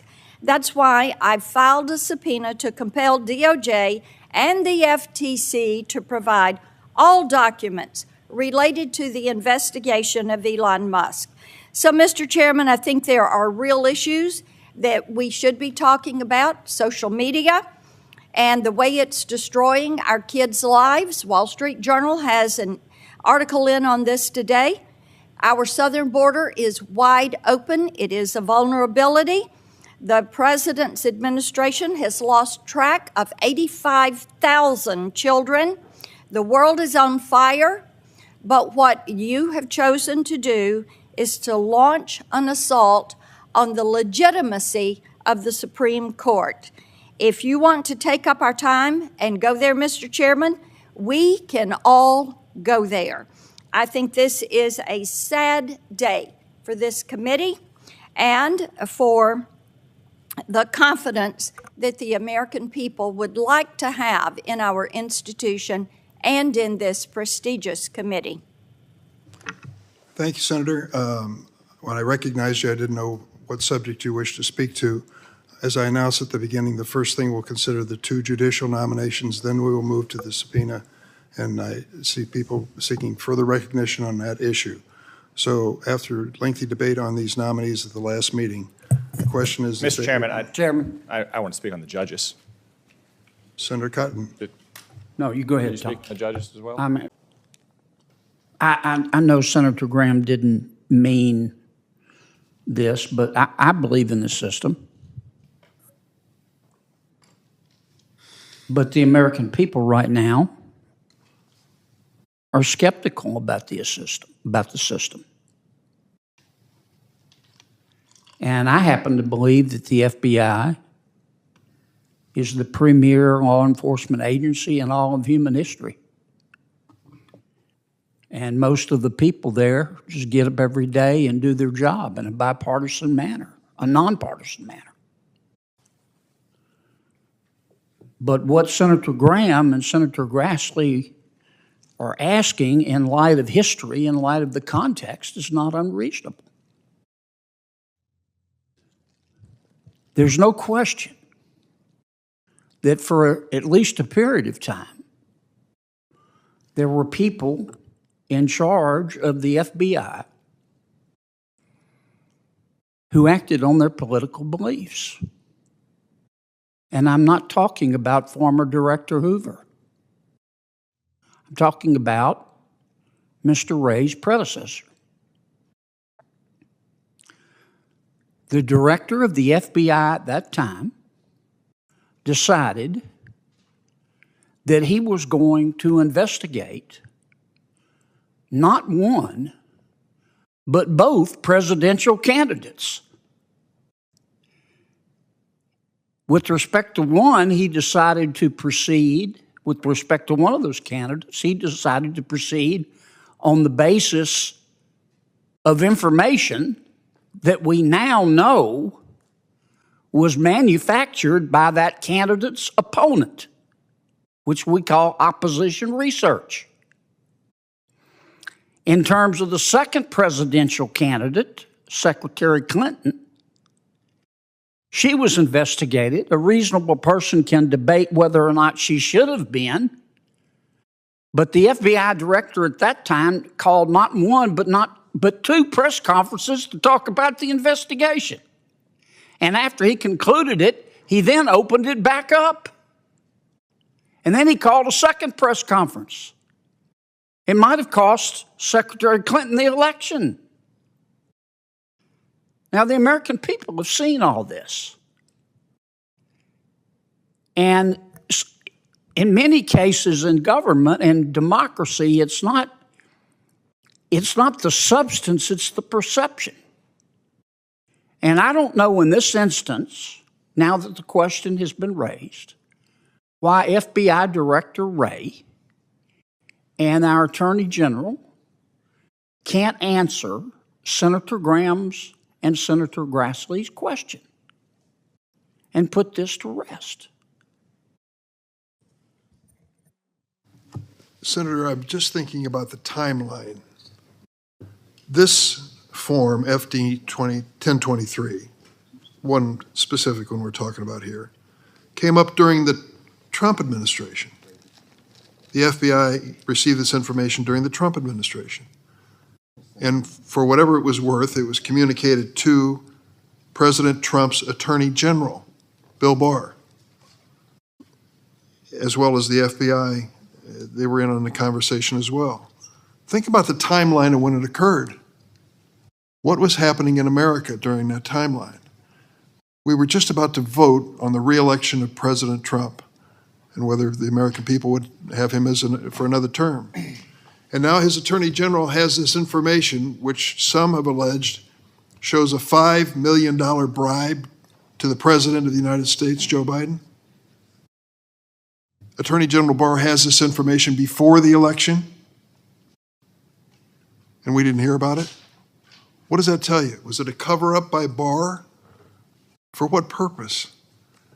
This has now become a sinister conspiracy, but I think the timeline argues that it isn't, that there was disclosure and obviously lack of credibility in this FD 1023. Meanwhile, David Weiss is still hot on the case years ago in Delaware as the U.S. Attorney of Hunter Biden. He supposedly, from what I'm told here, was given the same information. Nothing happened. Maybe that means it's not credible. Maybe that means that these reasonable Republican leaders under President Trump decided it was not credible to pursue it. But now it's back again, coincidentally with a week when the former president's appearing before a judge in Florida. It just happens to surface again. I think, I'd like to have the question answered that Senator Graham asked, but I think the circumstances suggest that if there was a smoking gun here, some members of the Trump administration would have brought it forward long before now. Mr. Chairman, there's a lot of wisdom in your words. But once again, you have to consider this in context. You correctly described a 1023. When Senator Grassley first raised this issue, after the whistleblower came to him, the FBI wouldn't even acknowledge there was a 1023. Then the story changed. There was a 1023, but you can't see it. Then the story changed. Okay, you can see the 1023, but we're going to heavily redact it. I suppose they didn't know Senator Grassley had seen the original document, but he knew what they redacted, which were the allegations about the tapes. Consider the context. I'm not going to go back through what I just said, but the American people are looking at all of this, and they just want an answer. I agree with you. We don't need a conspiracy. Let's end the conspiracy. But for the life of me, I can't understand why our Attorney General and our FBI Director can't come in front of the Judiciary Committee, in front of God and country, and answer Chuck and Lindsay's question. And if they say, we're investigating this, then we back off. If they say there was nothing to it, perhaps we should ask, okay, can you explain why? What's unreasonable about that, given our history over the past 5 years? Senator, if I might say. Sure. This may be a headline on the Daily Conehead, but I have good Sorry, news. I didn't hear you. This may be a headline for the Daily Conehead. Yeah, you like that, Daily Conehead? I like that very much. This year, as in every year that I've chaired the committee, we will have an oversight hearing in the fall with the FBI. And we will have an oversight hearing with the appropriate agencies that we're responsible to oversee. So you said bring the FBI in, we're going to. If I may, Mr. Chairman, it's not quite expired. Thanks, Mr. Chairman. Thank you, Senator Blumenthal. Senator Blackburn. Thank you, Mr. Chairman. I want to pick up where Senator Cornyn left off and really focus on the timing of this hearing. And this issue at the southern border is something that is of paramount concern. And this year, with you as the chairman, we have not had a single hearing that really focuses on the crisis at the southern border. And we know that girls are being trafficked, they are being raped. We know what is happening with all the fentanyl that is coming into this country. We know the numbers of illegal migrants that are coming into this country. And while Title 42 and the expiration of Title 42 loomed, this committee, instead of focusing on that and the issues, subsequent issues, we had a hearing about delegitimizing the Supreme Court. And we have literally focused on so many topics, just about everything except what is happening at this southern border. We did have Secretary Mayorkas come before us. He basically refused to answer any question. You mentioned earlier the concern with child labor laws. That is something that concerns me also. But Secretary Mayorkas and Secretary Becerra, they've lost 85,000 children. They don't know if they're being trafficked. They don't know if they're alive or dead. They don't know if they're in work gangs. They don't know if they're being abused. But, you know, Mr. Chairman, I think we need to focus on the entire crisis at that southern border. Now, In January of this year, and Mr. Carr, I want to come to you on the question, DHS proposed a new rule that would increase the application fees for the H-2A visas. Now, I think one of the things that is so troubling to Tennessee farmers that I talked to is here's this new asylum program fee, which would charge employers seeking to sponsor immigrants for certain work visas an unprecedented $600 per visa. Now, Tennessee farmers tell me that this is something that is making it just about unaffordable. And of course, the fee is going to be there to support what is turning out to be a broken asylum system. And what frustrates a lot of our farmers is instead of rewarding people like you that are bringing in legal H-2A through a legal process, those that are able to be H-2A workers, that they're paying this fee, and then the fee is being used to prop up this illegal entry. And those that are trying to do it right are the ones paying the cost in more than one regard. So I've enjoyed listening to your testimony, and you've been at this for years. And I want you to talk about specifically about this proposed rule and the impact that that is going to have on farmers like you. Thank you very much, Senator. So the Department of Homeland Security and their justification for their fee increase, which they said they needed more staff and it was costing them more to do the applications, also put in there that a portion of that increase would go to paying for the asylum process. This is putting that burden on the workers, the employers such as myself that are doing it legally and properly to pay for illegal workers coming to this country claiming asylum, which has nothing to do with agriculture. So I asked the question, why should agriculture be paying for this process? Well, and what I hear from farmers is there is no efficiency that they are being given in this process, that it's still taking them longer for this backlog to be cleared and to get people cleared, and sometimes the crop is already ready for harvest before they're getting the okay. That there does not seem to be any urgency from DHS. Is that what you're seeing? I've seen those cases. What you have is a problem with the application process in itself. You have the ability for the Department of Labor to basically request further evidence or give a notice of deficiency just because the complexity of the program. As these notices of deficiency go on, the time frame of getting your workers moves out further and further.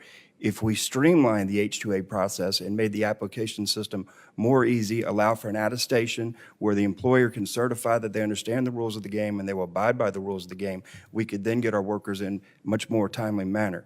Right now, we're not able to apply for H-2A workers. It's more than 75 days out from our data need, but no less than 60 days from our data need. That's a 15-day window that we have to work in, and then we have to try to figure out all the hoops and hurdles that we're gonna get. I've had notices of deficiencies on a contract written the year before that had no notices of deficiency given back to me the next year because a different reviewing officer looked at it and chose that there was something wrong with that application. Those inconsistencies are what's driving these delays. Thank you. That's helpful. Thank you, Mr. Chairman. Thank you, Senator. I'd like to address the issues which you directed to. Expired. Thanks, Mr. Chairman. Thank you, Senator Blumenthal. Senator Blackburn. Thank you, Mr. Chairman. I want to pick up where Senator Cornyn left off and really focus on the timing of this hearing. And this issue at the southern border is something that is of paramount concern. And this year, with you as the chairman, we have not had a single hearing that really focuses on the crisis at the southern border. And we know that girls are being trafficked, they are being raped. We know what is happening with all the fentanyl that is coming into this country.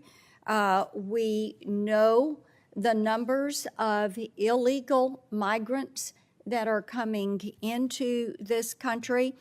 And while Title 42 and the expiration of Title 42 loomed, this committee, instead of focusing on that and the issues, subsequent issues, we had a hearing about delegitimizing the Supreme Court. And we have literally focused on so many topics, just about everything except what is happening at this southern border. We did have Secretary Mayorkas come before us. He basically refused to answer any question. You mentioned earlier the concern with child labor laws. That is something that concerns me also. But Secretary Mayorkas and Secretary Becerra, they've lost 85,000 children. They don't know if they're being trafficked. They don't know if they're alive or dead. They don't know if they're in work gangs. They don't know if they're being abused. But, you know, Mr. Chairman, I think we need to focus on the entire crisis at that southern border. Now, in January of this year, and Mr. Carr, I want to come to you on the question, DHS proposed a new rule that would increase the application fees for the H-2A visas. Now, I think one of the things that is so troubling to Tennessee farmers that I talked to is here's this new asylum program fee, which would charge employers seeking to sponsor immigrants for certain work visas an unprecedented $600 per visa. Now, Tennessee farmers tell me that this is something that is making it just about unaffordable. And of course, the fee is going to be there to support what is turning out to be a broken asylum system. And what frustrates a lot of our farmers is instead of rewarding people like you that are bringing in legal H-2A through a legal process, those that are able to be H-2A workers, that they're paying this fee, and then the fee is being used to prop up this illegal entry. And those that are trying to do it right are the ones paying the cost in more than one regard. So I've enjoyed listening to your testimony, and you've been at this for years. And I want you to talk about specifically about this proposed rule and the impact that that is going to have on farmers like you. Thank you very much, Senator. So the Department of Homeland Security, in their justification for their fee increase, which they said they needed more staff and it was costing them more to do the applications, also put in there that a portion of that increase would go to paying for the asylum process. This is putting that burden on the workers, the employers such as myself that are doing it legally and properly to pay for illegal workers coming to this country claiming asylum, which has nothing to do with agriculture. So I asked the question, why should agriculture be paying for this process? Well, and what I hear from farmers is there is no efficiency that they are being given in this process, that it's still taking them longer for this backlog to be cleared and to get people cleared. And sometimes the crop is already ready for harvest before they're getting the okay. That there does not seem to be any urgency from DHS. Is that what you're seeing? I've seen those cases. What you have is a problem with the application process in itself. You have the ability for the Department of Labor to basically request further evidence or give a notice of deficiency just because the complexity of the program. As these notices of deficiency go on and on, the time frame of getting your workers moves out further and further. If we streamline the H-2A process and made the application system more easy, allow for an attestation where the employer can certify that they understand the rules of the game and they will abide by the rules of the game, we could then get our workers in much more timely manner.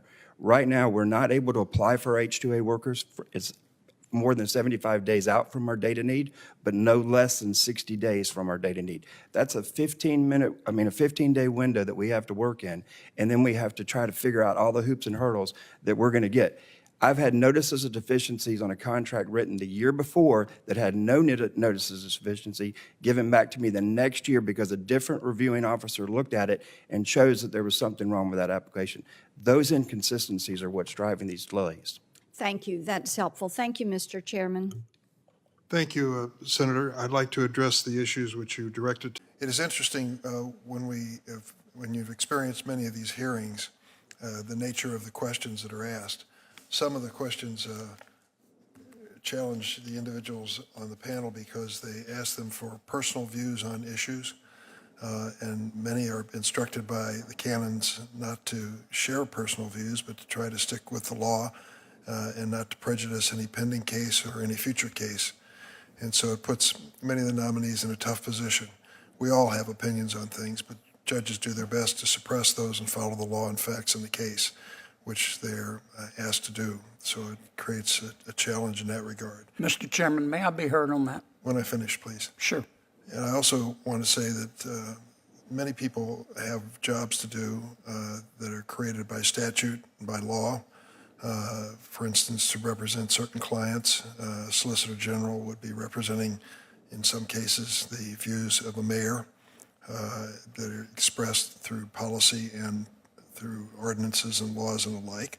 They may not be views that you personally share, but as a litigant, you have a responsibility to be loyal to your client, not to allow them to lie or have anything they say that is misleading be part of the record, but to honor them and defend their position. One member of this panel said, and I think properly, as a litigator, you do not necessarily share the views of the people you represent. In fact, very often, having been a litigator myself, I would say that you may disagree quite strongly with the views of the people or the litigating positions, even of the people you represent, but it's your job to represent them effectively and fairly. That was the senator from Missouri, and I think he was right in the citation that I've just read to you. I could go through the panel and say that depending on the nominee, each of us has said something like that. You do your best for your client, even though you may not agree with their fundamental policy views. You have a responsibility to represent them effectively and professionally. Senator Kennedy. Thank you, Mr. Chairman. I agree. I concur in part and dissent in part with our esteemed chairman. I think he's right. We're all attorneys. We've all had clients we didn't agree with. Hell, we've had clients we didn't like much. But you do your job as long as it's ethical. And I can't recall a time that I have really pressed a nominee on a position that nominee took on behalf of a client, if I thought it was in good faith. I disagree with our chairman that your personal beliefs don't matter. Those of you who I questioned today, I specifically asked you if you'd allow your personal beliefs to influence your decisions, and you said no, and that's as it should be. But if you don't have personal beliefs, and you're not qualified to serve on the federal bench, you're just not. If you don't have personal beliefs, you're not a critical thinker. If you don't have personal beliefs, you haven't examined the world. You've just been robotic, doing what somebody told you. I think your personal beliefs do matter. And I think you ought to be able to discuss with us things like race in society, things like when does life begin? These are things that we all grapple with as Americans, as human beings. We need to talk about when does equal protection of the law attach to a person? Does it attach in the womb? Should it attach in the womb? We need to talk about racial progress in America, what we've gotten right, what we've gotten wrong. America caught the disease of slavery, but we beat it back. We should be able to talk about that. I've never asked your opinions or a nominee's opinions about a case that was pending before them or that might be pending before them. But when you come before this body, at least this is one person's opinion, when you come before this body and you refuse to answer a question about your personal beliefs, people are going to assume what they want. And sometimes they're going to assume correctly, and sometimes they're going to assume incorrectly. But they're going to assume, and they're going to attribute that belief as your belief. So I think you're making a huge mistake. I understand I've served only with 2 presidents. White House counsel's offices do their job. They get you prepared. They give you the questions that have been asked in the past. I get all that, okay? But I just have to dissent from my chairman that your personal beliefs don't matter, because they do. They do, a lot. And they tell us a lot about you. Thank you, Mr. Chairman. Senator Kennedy, I respect you much, and I count you as a friend. But you and I both know the experiences we've been through in this committee. Nominees, potential nominees, even for the highest court in the land, would not take a somewhat neutral position saying, as a judge, my personal views don't count. They instead give us obfuscation. We've seen it happen on both sides of the table. You would think an issue as fundamental and basic and as well known as the issue of abortion would be one that you could express yourself on, where you stand, what you feel. But many, including nominees for the Supreme Court, would tell us, oh, you're talking about established law and established precedent. Then along comes the Dobbs decision, and you say, what is this all about? You know, this isn't what you promised was going to happen. It didn't come out that way. So I understand nominees are in a difficult position. They're trying to follow the canons as they understand them as nominees and as sitting judges. And they don't want to prejudice future cases or pending cases that they might sit on. So that's just part of this process that both sides will use to their advantage when possible. And I respect you. I think you're a person of value and principle, but we disagree on this. Well, Mr. Chairman, if I could just respond, though, to that. And Dick, I appreciate that point of view. I think Supreme Court nominees are in somewhat of a different position because they're going to be making the ultimate law of the land. I think lower court nominees are not in the same position. And I just don't see what we gain by not being able to talk about what people believe. I mean, I would like to hear what thinking people believe about, for example, is sex a biological fact or a social construct? I mean, I assume all of you have thought about that and have an opinion. I would also point out, Mr. Chairman, this isn't a criticism, you're following past precedent. But each one of these individuals, if they're confirmed, are unelected. They're there for life. For life. And we're not allowed to talk about what they believe. And we're only given, again, this isn't a criticism, 5 minutes? Well, come on. By that logic, if you apply it to the highest court in the land, how many of them have been in elective office? Some haven't. Most haven't. But that's why we also have, well, Earl Warren was, but that's why we also... You have to go back in history. That's why we also devote days to a Supreme Court hearing. Yes, instead of 5 minutes, we take 15. As we should. Yes. With second and third rounds. Well. But anyway, Mr. Lee, my good friend, wants to say something. I have to be at a place right now, so please. I will be brief. I just wanted to respond to the point about Dobbs. I've heard some colleagues say this, sometimes in the context of this committee's work, sometimes in other contexts, that there's this suggestion made that because nominees came forward and acknowledged that Roe versus Wade was established precedent, that somehow locked them in, and that they had, under oath, somehow betrayed their obligation to testify truthfully under oath.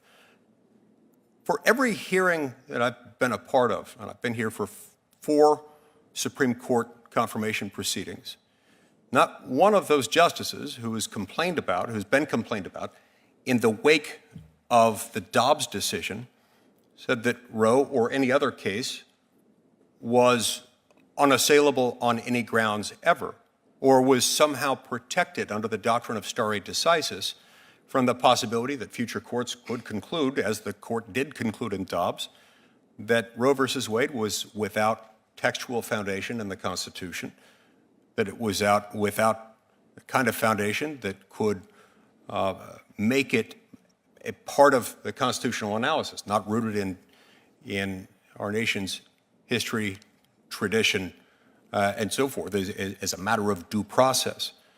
Now, I take issue with the suggestion that any one of these nominees misrepresented in any way, shape, or form their views on the Dobbs case. They could not answer further questions about whether it was assailable under a challenge, and they made no representations as to how it might fare under the doctrine of stare decisis. Such questions, when asked, are questions that they're understandably not allowed to answer under the canons of judicial ethics. Thank you. So as chairman, I'm going to you take the last word. The people who were appointed to the Supreme Court by the Trump administration were pre-cleared for one purpose: to overrule Roe versus Wade. The Federalist Society, which was the secret handshake for every nominee who came before us from the Trump administration, was established for that purpose. We know that. Regardless of the questions answered here in the Judiciary Committee, we knew what they were aiming for, and they finally reached that goal with the enactment of the Dobbs decision. But if you listen to their testimony before this committee, they carefully misled us or obfuscated the situation. You may disagree with me, but that's my opinion. I look at it and I thought to myself, I know where this nominee stands, and I'm not going to name names, based on their life experience and where I've seen them rule or speak in the past. That's just the nature of this process. As I said, I get the last word because I'm chairman, so thank you. We'll carry on this discussion, I'm sure, beyond today. Thanks again to the nominees, their family, and friends. Well, Mr. Chairman, with a bold statement like that, I think you ought to let Mike respond. I don't think that's fair. It's just not accurate. In That's a pretty no bold respect, statement. you have defamed them. You have accused them of committing a crime here. That is a crime to testify falsely under oath. They did not do that. I challenge you to find one statement that you could defend as knowingly false made by them, as perjurious. That's what you've done. That's not appropriate. I said they selectively misled. I didn't say whatever you just said, feloniously. From an ethical standpoint, that has the same effect, and they did not do that. Without describing one another as defamatory. This meeting stands adjourned.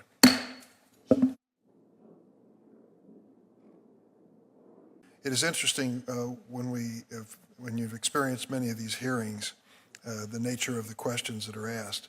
Some of the questions challenge the individuals on the panel because they ask them for personal views on issues, and many are instructed by the canons not to share personal views, but to try to stick with the law and not to prejudice any pending case or any future case. And so it puts many of the nominees in a tough position. We all have opinions on things, but judges do their best to suppress those and follow the law and facts in the case, which they're asked to do. So it creates a challenge in that regard. Mr. Chairman, may I be heard on that? When I finish, please. Sure. And I also want to say that many people have jobs to do that are created by statute and by law. For instance, to represent certain clients, a Solicitor General would be representing, in some cases, the views of a mayor that are expressed through policy and through ordinances and laws and the like. They may not be views that you personally share, but as a litigant, you have a responsibility to be loyal to your client, not to allow them to lie or have anything they say that is misleading be part of the record, but to honor them and defend their position. One member of this panel said, and I think properly, as a litigator, you do not necessarily share the views of the people you represent. In fact, very often, having been a litigator myself, I would say that you may disagree quite strongly with the views of the people or the litigating positions, even of the people you represent, but it's your job to represent them effectively and fairly. That was the senator from Missouri, and I think he was right in the citation that I've just read to you. I could go through the panel and say that depending on the nominee, each of us has said something like that. You do your best for your client, even though you may not agree with their fundamental policy views. You have a responsibility to represent them effectively and professionally. Senator Kennedy. Thank you, Mr. Chairman. I agree. I concur in part and dissent in part with our esteemed chairman. I think he's right. We're all attorneys. We've all had clients we didn't agree with. Hell, we've had clients we didn't like much. But you do your job as long as it's ethical. And I can't recall a time that I have really pressed a nominee on a position that nominee took on behalf of a client, if I thought it was in good faith. I disagree with our chairman that your personal beliefs don't matter. Those of you who I questioned today, I specifically asked you if you'd allow your personal beliefs to influence your decisions, and you said no, and that's as it should be. But if you don't have personal beliefs, and you're not qualified to serve on the federal bench, you're just not. If you don't have personal beliefs, you're not a critical thinker. If you don't have personal beliefs, you haven't examined the world. You've just been robotic, doing what somebody told you. I think your personal beliefs do matter. And I think you ought to be able to discuss with us things like race in society, things like when does life begin? These are things that we all grapple with as Americans, as human beings. We need to talk about when does equal protection of the law attach to a person? Does it attach in the womb? Should it attach in the womb? We need to talk about racial progress in America, what we've gotten right, what we've gotten wrong.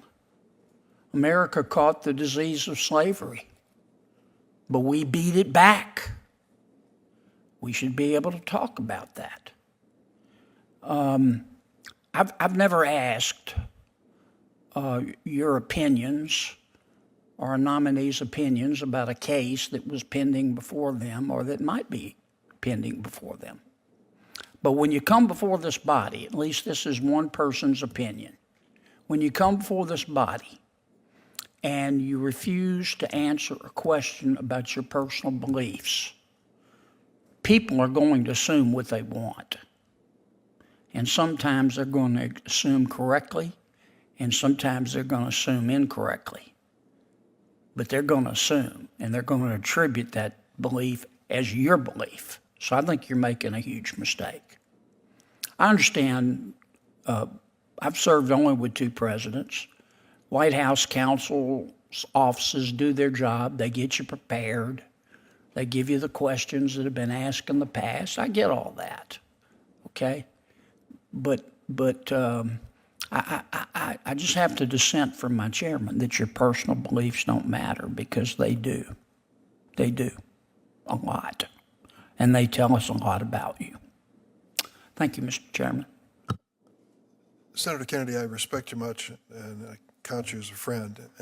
But you and I both know the experiences we've been through in this committee. Nominees, potential nominees, even for the highest court in the land, would not take a somewhat neutral position saying, as a judge, my personal views don't count. They instead give us obfuscation. We've seen it happen on both sides of the table. You would think an issue as fundamental and basic and as well known as the issue of abortion would be one that you could express yourself on, where you stand, what you feel. But many, including nominees for the Supreme Court, would tell us, oh, you're talking about established law and established precedent. Then along comes the Dobbs decision, and you say, what is this all about? You know, this isn't what you promised was going to happen. It didn't come out that way. So I understand nominees are in a difficult position. They're trying to follow the canons as they understand them as nominees and as sitting judges. And they don't want to prejudice future cases or pending cases that they might sit on. So that's just part of this process that both sides will use to their advantage when possible. And I respect you. I think you're a person of value and principle, but we disagree on this. Well, Mr. Chairman, if I could just respond, though, to that. And Dick, I appreciate that point of view. I think Supreme Court nominees are in somewhat of a different position because they're going to be making the ultimate law of the land. I think lower court nominees are not in the same position. And I just don't see what we gain by not being able to talk about what people believe. I mean, I would like to hear what thinking people believe about, for example, is sex a biological fact or a social construct? I mean, I assume all of you have thought about that and have an opinion. I would also point out, Mr. Chairman, this isn't a criticism, you're following past precedent. But each one of these individuals, if they're confirmed, are unelected. They're there for life. For life. And we're not allowed to talk about what they believe. And we're only given, again, this isn't a criticism, 5 minutes? Well, come on. By that logic, if you apply it to the highest court in the land, how many of them have been in elective office? Some haven't. Most haven't. But that's why we also have, well, Earl Warren was, but that's why we also... You have to go back in history. That's why we also devote days to a Supreme Court hearing. Yes, instead of 5 minutes, we take 15. As we should. Yes. With second and third rounds. Well. But anyway, Mr. Lee, my good friend, wants to say something. I have to be at a place right now, so please. I will be brief. I just wanted to respond to the point about Dobbs. I've heard some colleagues say this, sometimes in the context of this committee's work, sometimes in other contexts, that there's this suggestion made that because nominees came forward and acknowledged that Roe versus Wade was established precedent, that somehow locked them in, and that they had, under oath, somehow betrayed their obligation to testify truthfully under oath.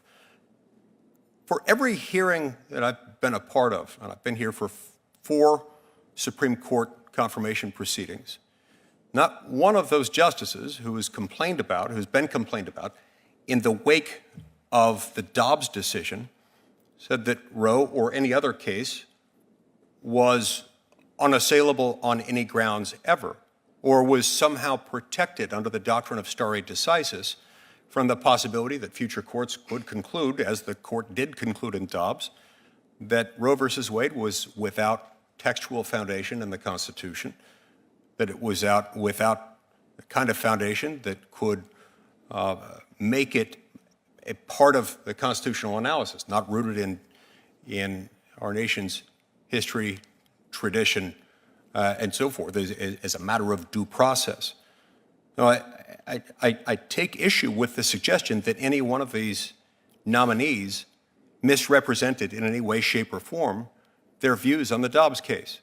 They could not answer further questions about whether it was assailable under a challenge, and they made no representations as to how it might fare under the doctrine of stare decisis. Such questions, when asked, are questions that they're understandably not allowed to answer under the canons of judicial ethics. Thank you. So as chairman, you take the last word. The people who were appointed to the Supreme Court by the Trump administration were pre-cleared for one purpose, to overrule Roe versus Wade. The Federalist Society, which was the secret handshake for every nominee who came before us from the Trump administration, was established for that purpose. We know that. Regardless of the questions answered here in the Judiciary Committee, we knew what they were aiming for, and they finally reached that goal with the enactment of the Dobbs decision. But if you listen to their testimony before this committee, they carefully misled us or obfuscated the situation. You may disagree with me, but that's my opinion. I look at it and I thought to myself, I know where this nominee stands, and I'm not going to name names, based on their life experience and where I've seen them rule or speak in the past. That's just the nature of this process. As I said, I get the last word because I'm chairman, so thank you. We'll carry on this discussion, I'm sure, beyond today. Thanks again to the nominees, their family, and friends. Well, Mr. Chairman, with a bold statement like that, I think you ought to let Mike respond. I don't think that's fair. It's just not accurate. In That's a pretty no bold respect, you statement. have defamed them. You have accused them of committing a crime here. That is a crime to testify falsely under oath. They did not do that. I challenge you to find one statement that you could defend as knowingly false made by them, as perjurious. That's what you've done. That's not appropriate. I said we selectively misled. I didn't say whatever you just said, feloniously. From an ethical standpoint, that has the same effect, and they did not do that. Without describing one another as defamatory. This meeting stands adjourned.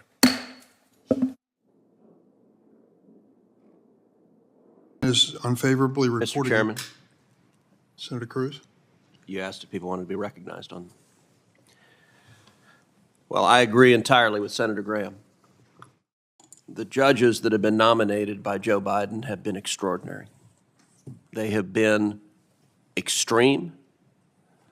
They've been so egregious, they fill me with a sense I could not have previously imagined having, which is I long for Barack Obama. Because although I disagreed with many of President Obama's judicial nominees, they were comparatively moderate when put next to the radicals that the Biden White House keeps putting forward. You look at Judge Mustafa Kasubai, his questionnaire and history, and you would be forced to conclude that he is a radical leftist, if not an outright Marxist. Now, those are not my words. In one essay he wrote, Katsubai argued that the integration of Marxism with traditional economic theories of property, specifically that of Locke and Bentham, would, quote, provide a framework for relationships that enhance each unique self. Here's a pro tip. If a guy is writing love letters to Marxism, maybe he's not the best candidate to be a federal judge. Also in that same piece, he argued, quote, the aspiration towards intimate knowing, the intimate knowing of oneself and others in our community, is a creative struggle towards redefining property. How many of y'all want to redefine property? And maybe the answer is all the members of the committee on the Democrat side do. Your constituents don't. Redefining property, being told, for example, the home, your family home that was your home and your mother's home and your grandmother's home is no longer your property. It is the state's to do with what they will. Redefining property is an objective of Marxist, and by Marxist I mean communist. Communism is not simply theoretical. My family has suffered at the hands of communists. And yet in the Biden administration, that appears to be a qualification for becoming a federal judge. Not only are his views extreme, but when it comes to gender and sex, they're really out there.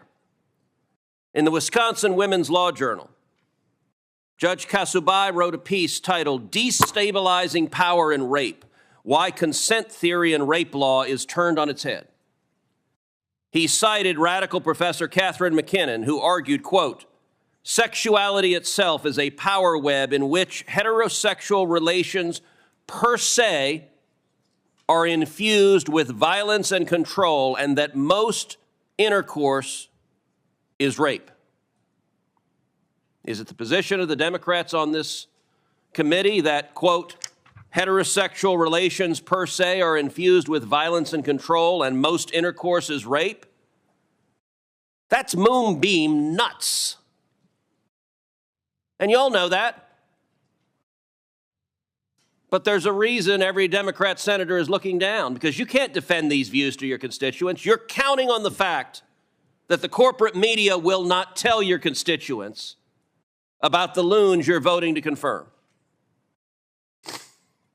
Katsubai, also in apparent agreement, quoted Professor McKinnon as saying, quote, "I employ the view that rape is sex in order to focus on the significance of consent in rape law, and non-consent must be presumed."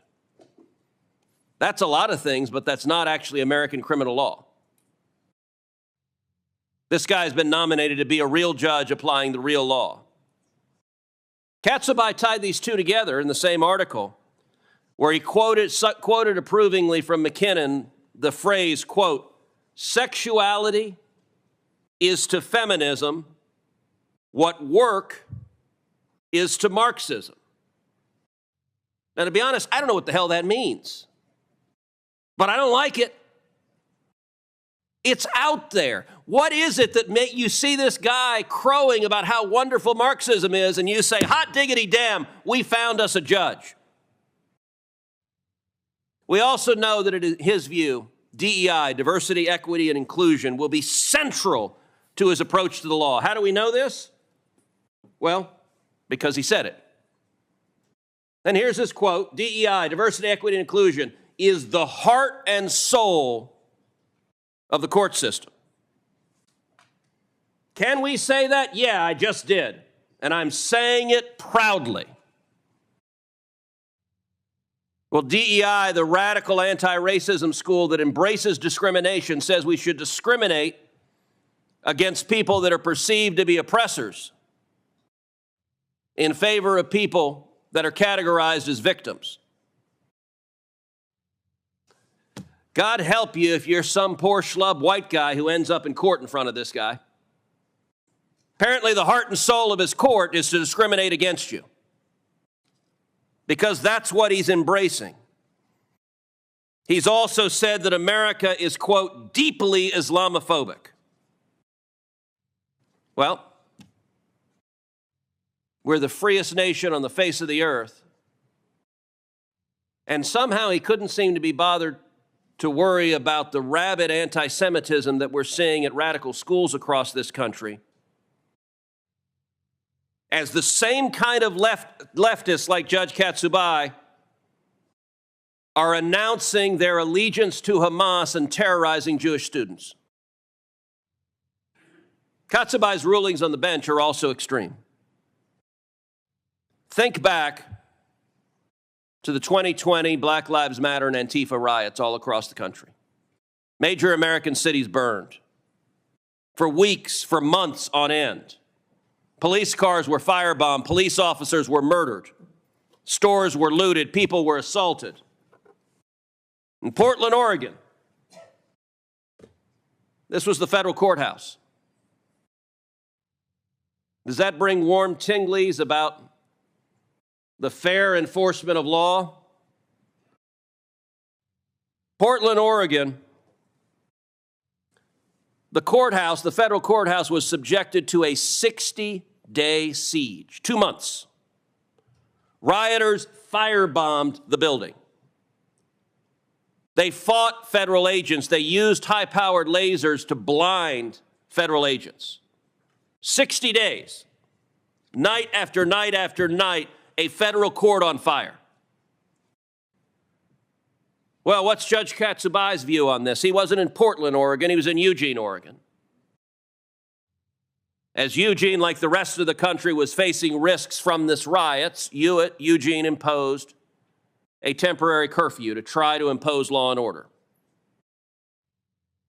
What did Judge Katsubai do? Number one, he wrote an opinion recommending the curfew be struck down. Nope, you can't have a curfew. The night belongs to the rioters, to the people burning courthouses, not the people who'd like to be safe in their own homes. He went further than that. He actually denied qualified immunity to the city manager and the police chief and said, you know what, Mr. Police Chief? Because you imposed a curfew, because you tried to protect people's safety, you can be sued.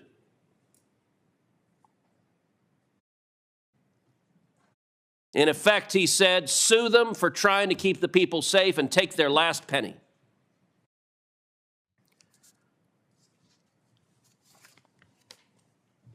I understand a Democrat administration and a Democrat Senate is going to confirm liberal judges. That should not be news. What is astonishing is not a single Senate Democrat on this committee has been willing to demonstrate even one iota of independence in exercising advice and consent. When Donald Trump was president, he nominated a lot of judges. Y'all didn't like the Trump judges. You voted against pretty much all of them. I will tell you, I voted for most of them. But Republicans on this side, there were several judicial nominees that we said, no, this doesn't meet the standards, pull it down. And the Trump White House did. That's actually how the constitutional system is supposed to work. For whatever reason, Democrats on this committee don't believe in that. No matter what nutcase gets nominated, like the Politburo, you all vote da. Yesterday, we had a judicial nominee who 3 years ago signed an open memo to the governor of Connecticut calling on him to empty the prisons and release every violent criminal in Connecticut, release murderers and serial rapists and child molesters. Now, that's not your run-of-the-mill lefty. That position is nuts. I don't care how left-wing your state is. California, Vermont, Georgia, New Jersey, you can go to any of your states, grab your citizens and say, hey, what do you think? Good idea. We go down to the prison, let everyone go? Nobody's going to like that. Your citizens that you're elected to represent will say, what the heck is wrong with you? This judge is a radical, is extreme. If he's confirmed, we can count on him to let violent criminals out of jail. And I'll tell you, if Senate Democrats continue to rubber stamp whatever radical this White House sends them, people are going to die. When you release murderers from jail, they turn around and they commit more murders. And when that happens, the work of this committee, rubber stamping, putting extreme radicals on the bench, will have been directly responsible, and I hope you're prepared to look in the eyes of the victims' families,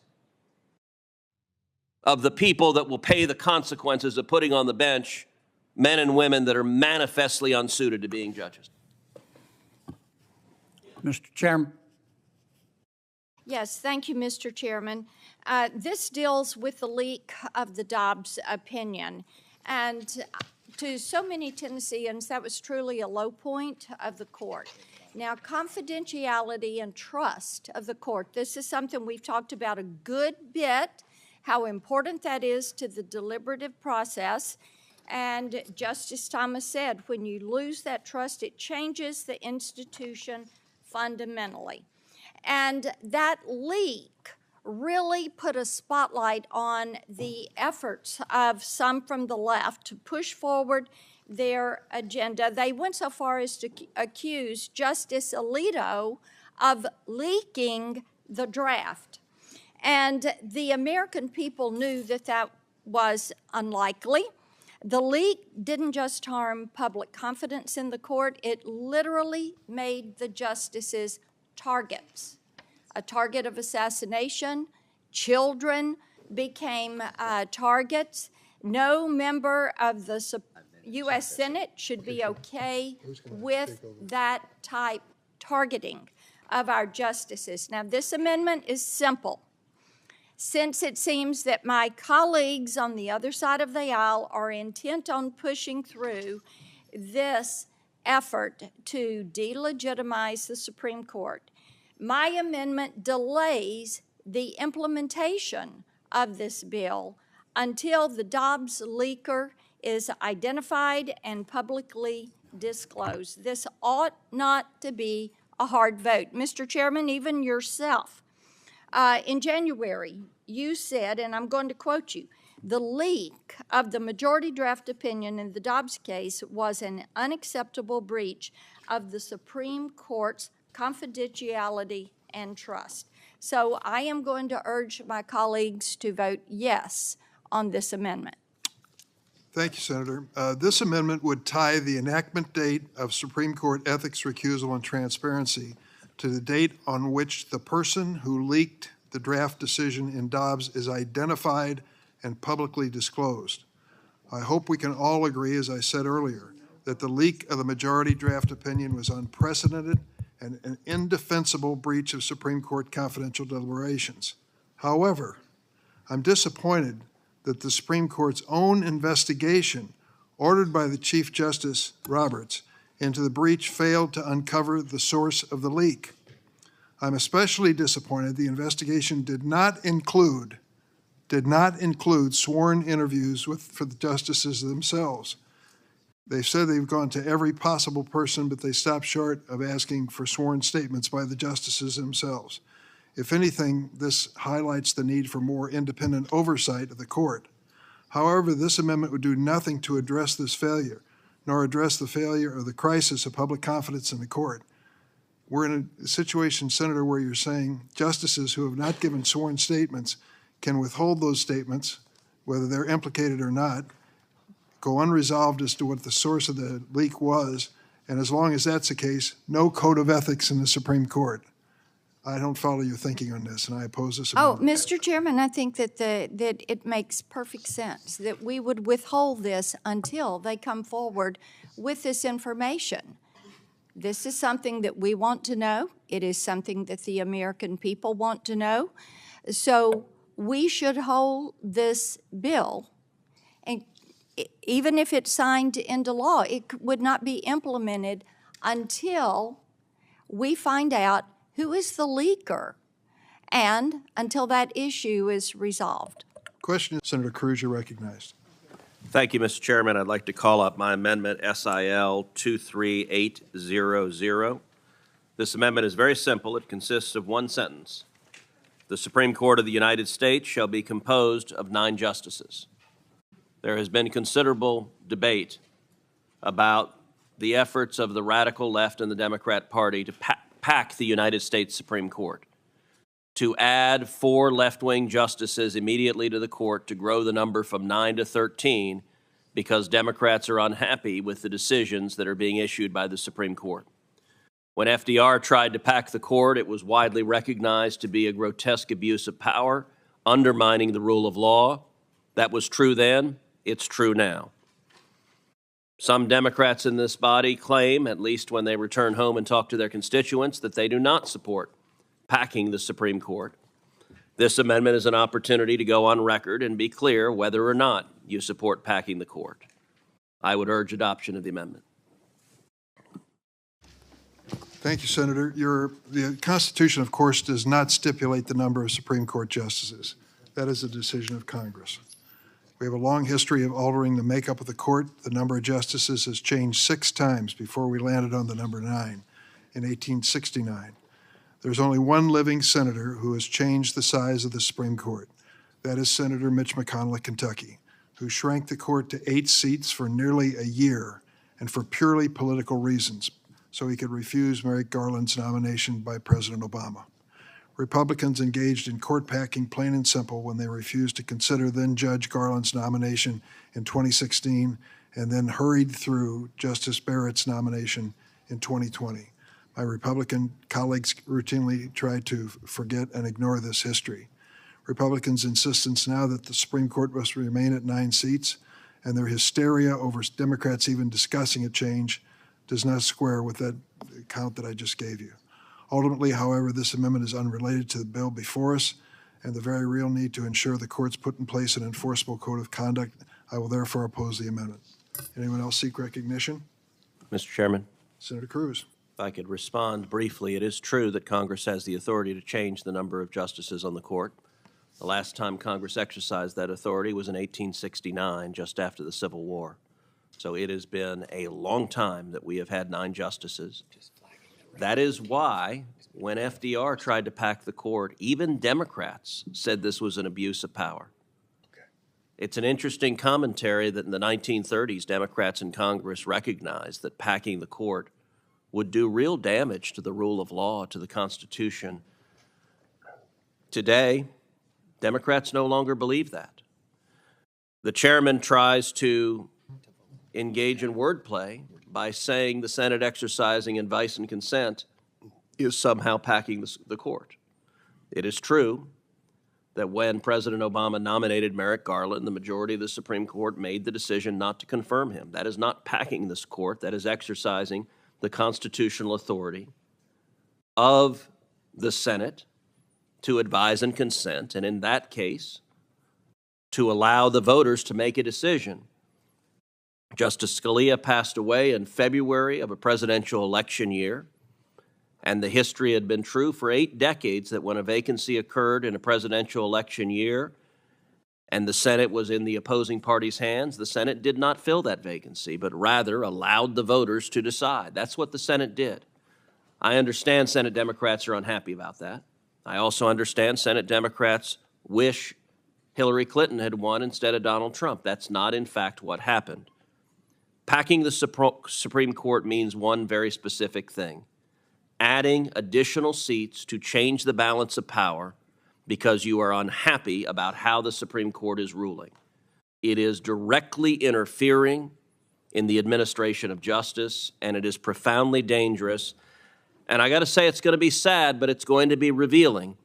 The next time some Democrat goes on the trail and says, no, no, no, we're not going to pack the court, just remember what you're about to see, which is going to be every Democrat voting against the Supreme Court consisting of 9 justices, because today's Democrats, it is partisanship above all else, including the rule of law. This bill reflects that, and a willingness of Democrats to try to undermine the legitimacy of the Supreme Court. But the willingness to pack the court shows just how radicalized today's Democrats have become. Chairman. I'll recognize you in just 1 second, Senator Whitehouse. Perhaps the senator from Texas recalls a meeting of the Senate Judiciary Subcommittee on Oversight, which you chaired, and in which you accused the Supreme Court of activism and called for the need to, quote, rein in judicial tyranny over the Obergefell decision. Last month, shortly after the High Court handed down a 5-4 decision that made marriage equality the law of the land, you vowed to propose a constitutional amendment that would effectively upend Article 3 of the U.S. Constitution and subject justices to periodic retention elections. The sacred number 9 was not honored during the month of 2016 because it was last year of Obama's presidency. Unpacking a court by Senator McConnell with the express purpose of a political result. So I still oppose this amendment. Senator Whitehouse. Thank you very much, Mr. Chairman. Like so many of our Republican friends' amendments today, this is not related to the bill at hand. And I would note that we are here discussing this because of the ethics mess that has taken place at the Supreme Court. We certainly know that a lot of improper things have happened and have not been disclosed. I think the multiple billionaire-funded private jet flights to various places are pretty self-explanatory as inappropriate. The excuses that have been made to try to justify them don't pass the test of, frankly, what other federal judges would tolerate in a courtroom. And until we know what the true depth is of the problem at the court, it's impossible to know what the appropriate response is. So I have not spoken out in favor of adding a number to the court, but I don't think we should foreclose that in an amendment here because we don't know yet what the whole story here is. We have a lot of investigative work to do to get to the bottom of it. We saw another important article come out just this morning about the nexus between Leonard Leo and his front groups and his billionaires who fund him and one of the justices on the Supreme Court. It just keeps getting worse. So I would urge a no vote on this amendment, and I believe we have a quorum to vote.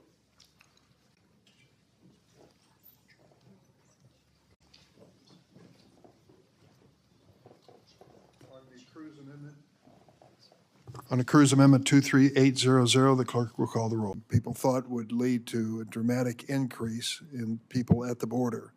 The opposite is the case. And when it comes to children, over the last 30 days since the lifting of Title 42, the average encounters of unaccompanied children have dropped by more than 50%. That's good news. It's not sufficient, but it's good. Move in the right direction.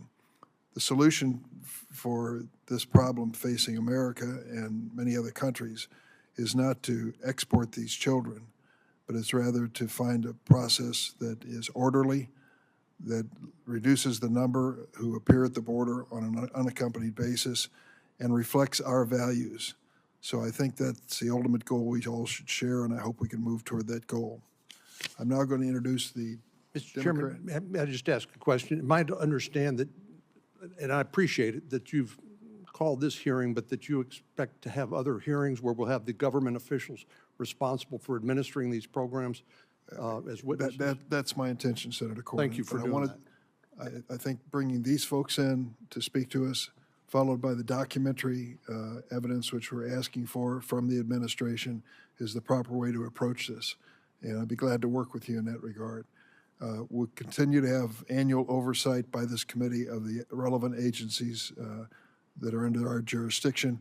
But when it comes to ORR and HHS, that is ordinarily outside our jurisdiction, but I think under the rubric of immigration law, that we certainly can pursue that.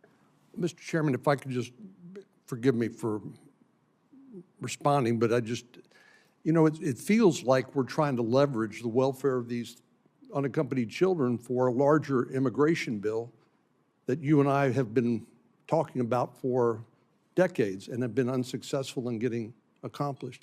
I just think it's unfair to these children to leverage their fate on some unrelated immigration legislation, just as I feel like it's unfair to the DACA recipients who are awaiting some congressional action while they've been languishing in court for the last 10 years. So that's what it feels like, is we're saying we can't do anything in this area until we deal with unrelated immigration issues.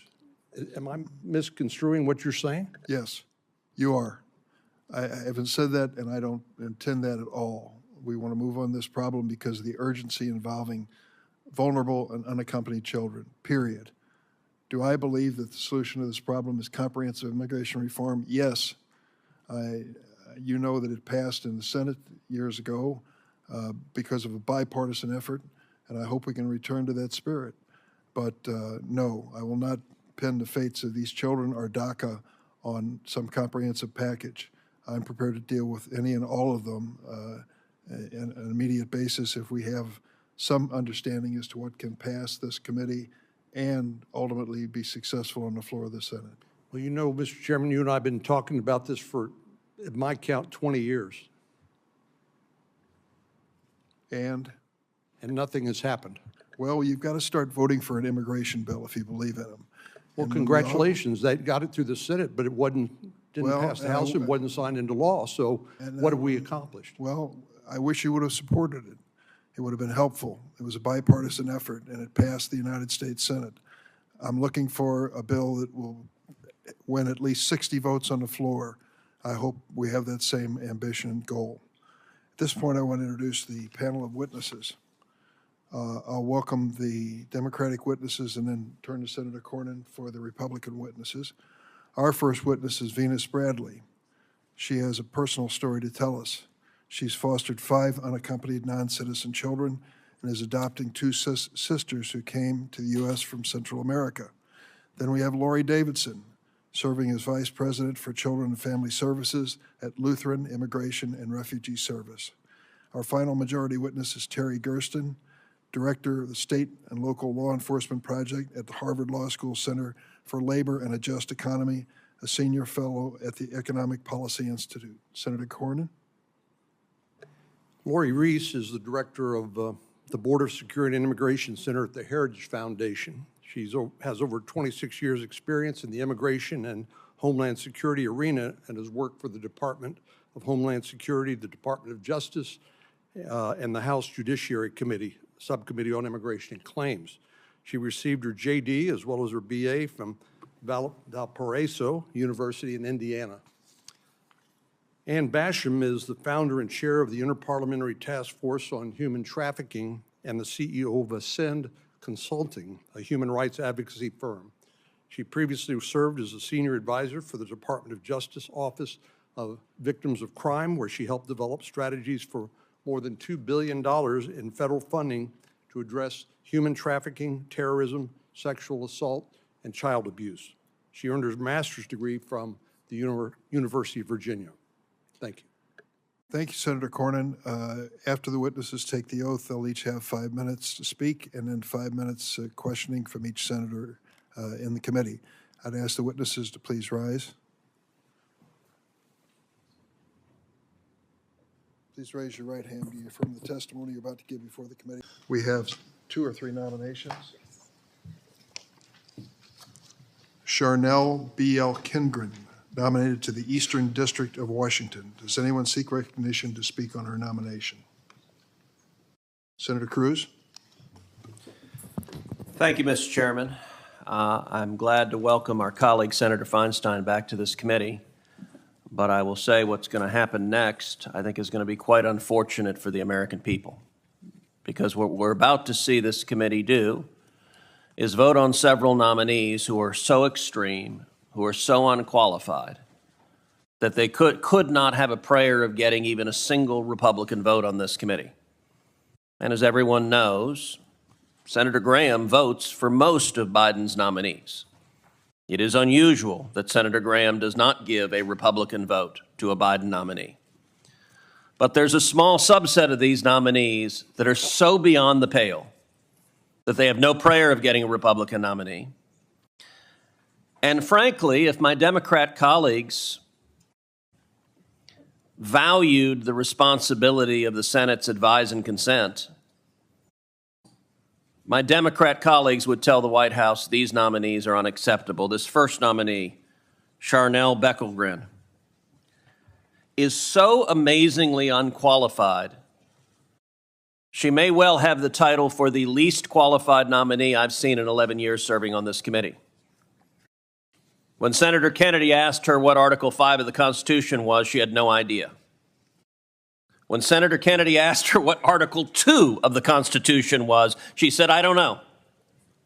Mind you, Article 2 is the provision of the Constitution that creates the president and the executive branch of the government.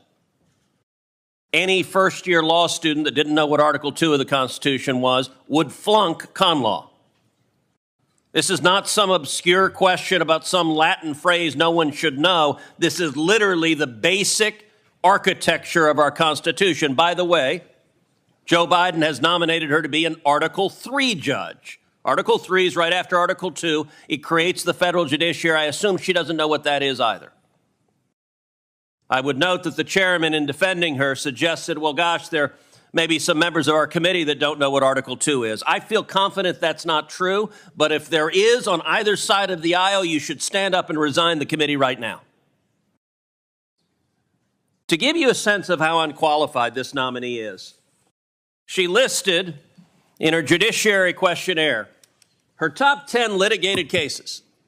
And I just want you to pause and read this for a second. Her top 10, she did a driver's license revocation. She did a second driver's license revocation.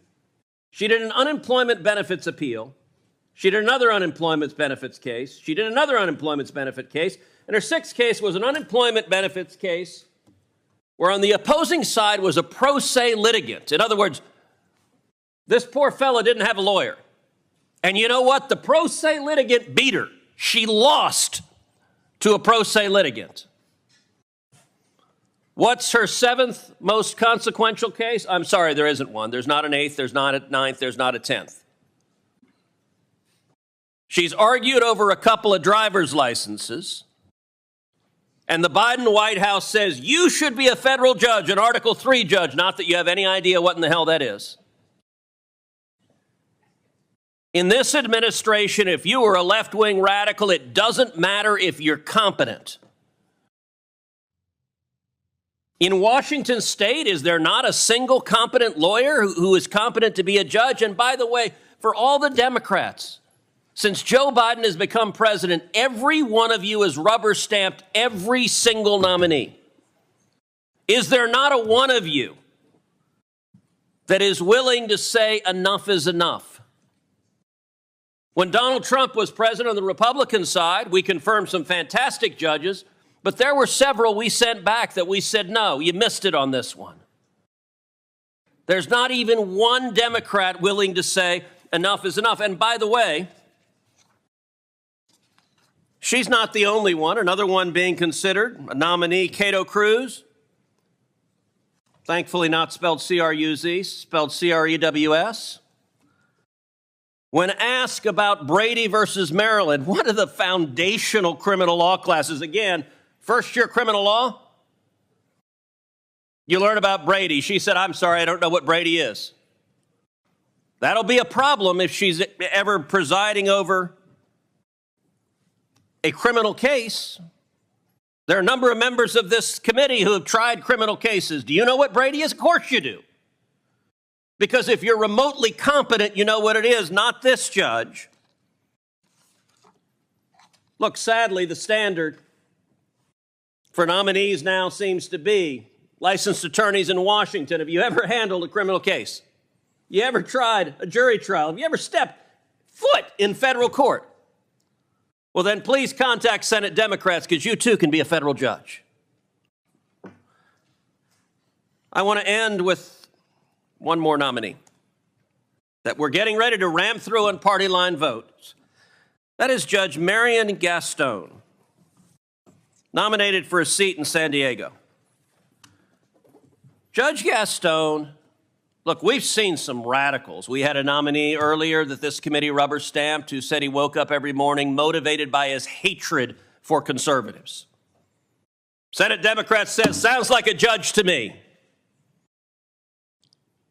But let's see just how moonbat crazy we're willing to put on the bench. Here's a quote from Judge Gaston. Children are not safer because registered sex offenders are prohibited from residing near schools, parks, daycare centers, and other places where children tend to gather. And in fact, Judge Gaston continued, let's go to the next one. Judge Gaston continued, the conclusions and recommendations are that, difficult as it might be, so at least Judge Gaston recognizes this is pretty wingnut, the conclusion, laws that regulate where sex offenders may not live should be repealed or substantially modified in the interest of public safety. So I want you to understand the Joe Biden White House is saying a radical who wants sex offenders, who wants pedophiles to be able to live next door to daycares. That's who should be a federal judge. Look, some of y'all here represent blue states. Many of y'all represent blue states. I guarantee you in any one of your states. You go to Vermont, ask the people of Vermont, hey, what do you think about having a pedophile live next door to an elementary school, to a kindergarten, to a daycare? They'd look at you and say, are you out of your mind? That's who the Biden White House has given you. Now, I genuinely don't understand why Senate Democrats on this committee don't have enough respect for the constitutional role of the Senate to exercise some check and balance on the White House. I don't think they'll make you hand in your card-carrying Democrat cards to say, gosh darn it, we ought to have a judge who knows what the heck he's doing. John Kennedy has left bloody carcasses in this hearing from Trump nominees who didn't have sufficient experience to do the job.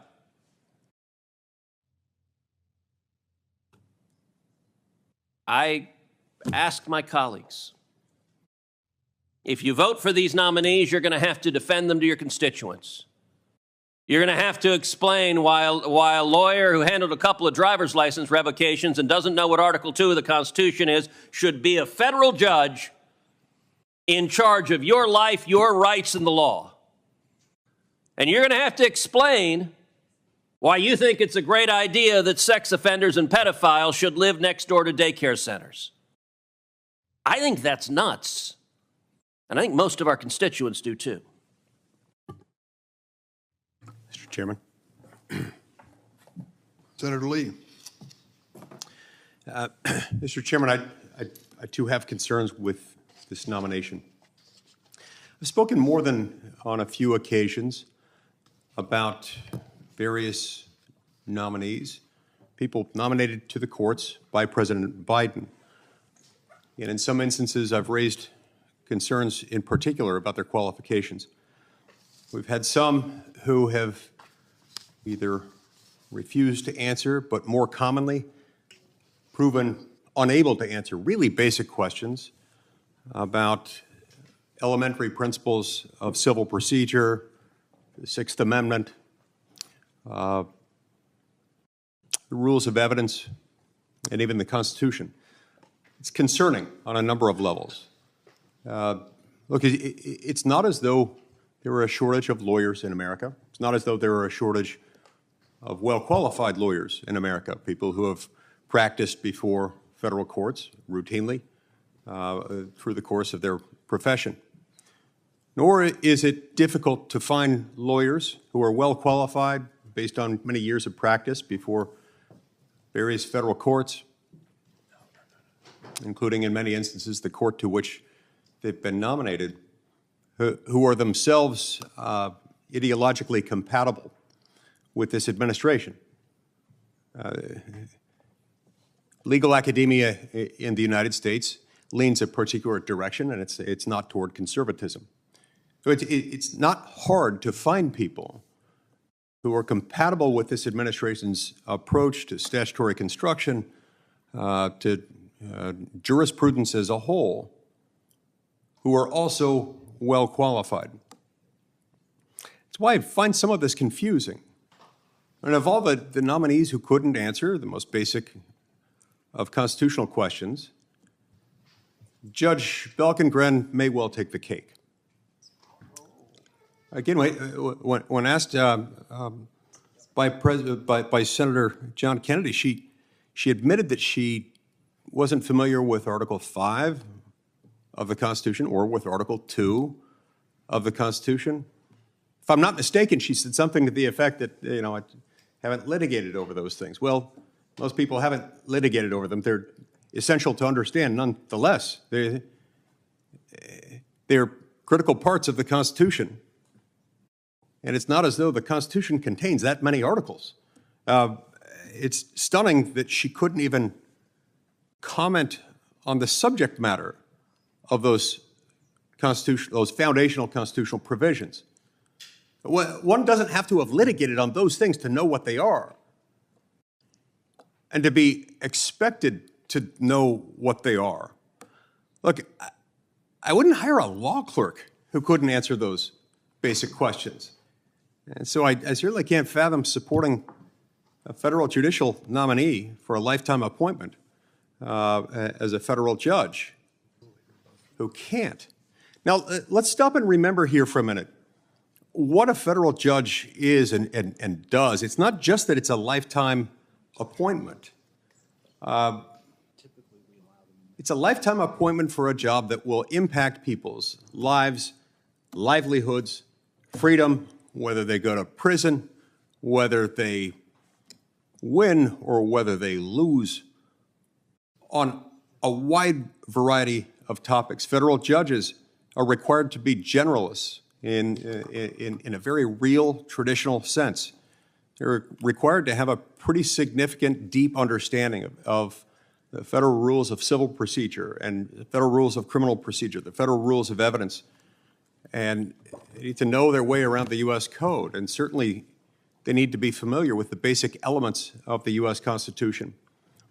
Anyone who's ever practiced before any court, especially the federal courts, as I have, has experienced what it's like to appear before a judge who is less qualified than other judges. And to describe it as a painful experience to everyone involved, especially those represented by the lawyer, is a vast, vast understatement. So we're not just being petty here in raising this concern. This will have real-world implications, real implications that can be very painful, that can be very devastating. Most people don't want their case handled, tried, adjudicated by an inexperienced judge any more than they would want to get a root canal performed by someone who doesn't know how to practice dentistry. And so this really is concerning. I know this administration can do better, and I expect this administration to do better. There is no shortage of people capable of doing this. There's no shortage of nominees who know what Article 2 and Article 5 of the Constitution are. There's no shortage of nominees, even who share the president's worldview, who haven't tried publicly to shame a 15-year-old victim of sexual abuse. There just isn't. You don't have to do this. Now, as to the suggestion, that I'm sure it's coming because it's come every time we've raised concerns in the past. Suggestion is going to be, well, you don't raise these concerns when a Republican president is in the White House. That's not true. We did. I personally voted against a number of them who weren't qualified, who had issues. I personally, on occasion, would even reach out to the White House and said, what are you doing? This doesn't work. I'd urge each of you to do the same. Just think of the litigants in your respective states and across America who will be negatively impacted by someone who not only doesn't know their way around the courtroom, but doesn't understand the law. We can do better, and I expect the White House to do so. Anyone else seek recognition? Senator Padilla. Thank you, Mr. Chair. I wasn't going to speak, but since one of the nominees from California has been specifically pointed out, I feel an obligation to respond to the attacks, frankly. Judge Gaston is an experienced, highly qualified nominee who has already served as a judge in California since 2015. Prior to her service on the bench, she served as a deputy public defender in San Diego. Judge Gaston has presided over more than 500 trials, including hundreds that have dealt with abuse and neglect of children. And during that time, she is dedicated to the protection of abused and neglected children, and members of the legal community, including child advocates, have praised her for her work to protect particularly vulnerable children. She also spent 3 years presiding over San Diego Superior Court's Resilience is Strength and Empowerment Court, also known as the RISE Court, which serves youth survivors of commercial sex trafficking, ensuring their safety and that their educational, psychological, and physical health needs were met. As part of this work, she also instructed state officials, including law enforcement, on how to best serve and protect children in the courtroom. And I lay all this out, Mr. Chairman, because it is patently incorrect to suggest that a position paper that Judge Gaston co-authored 15 years ago argues that sex offender registries do not keep children safe. Now, I understand the paper is being twisted in bad faith to suggest that Judge Gaston was diminishing the importance of sex offender registries and other laws related to sex offenders, but that is not what it said. What the paper actually did was make several public safety arguments, which, by the way, were supported by local prosecutors, as well as parole and probation groups, and grounded in research. Imagine that, grounded in research about how we can best ensure the safety of our children from sexual abuse by keeping sex offenders off the streets.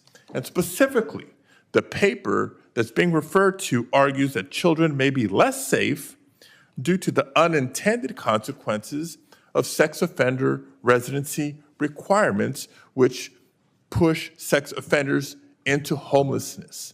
Once a sex offender does no longer have a residence, it is impossible to track them and protect our children. I have entered into the record 4 support letters for Judge Gaston, and I will read from just a few of them to help further make the point. First, from a letter from presiding judge of the San Diego Superior Court, Judge Michael Smith, quote, her commitment to public safety, the protection and welfare of children, and the rule of law.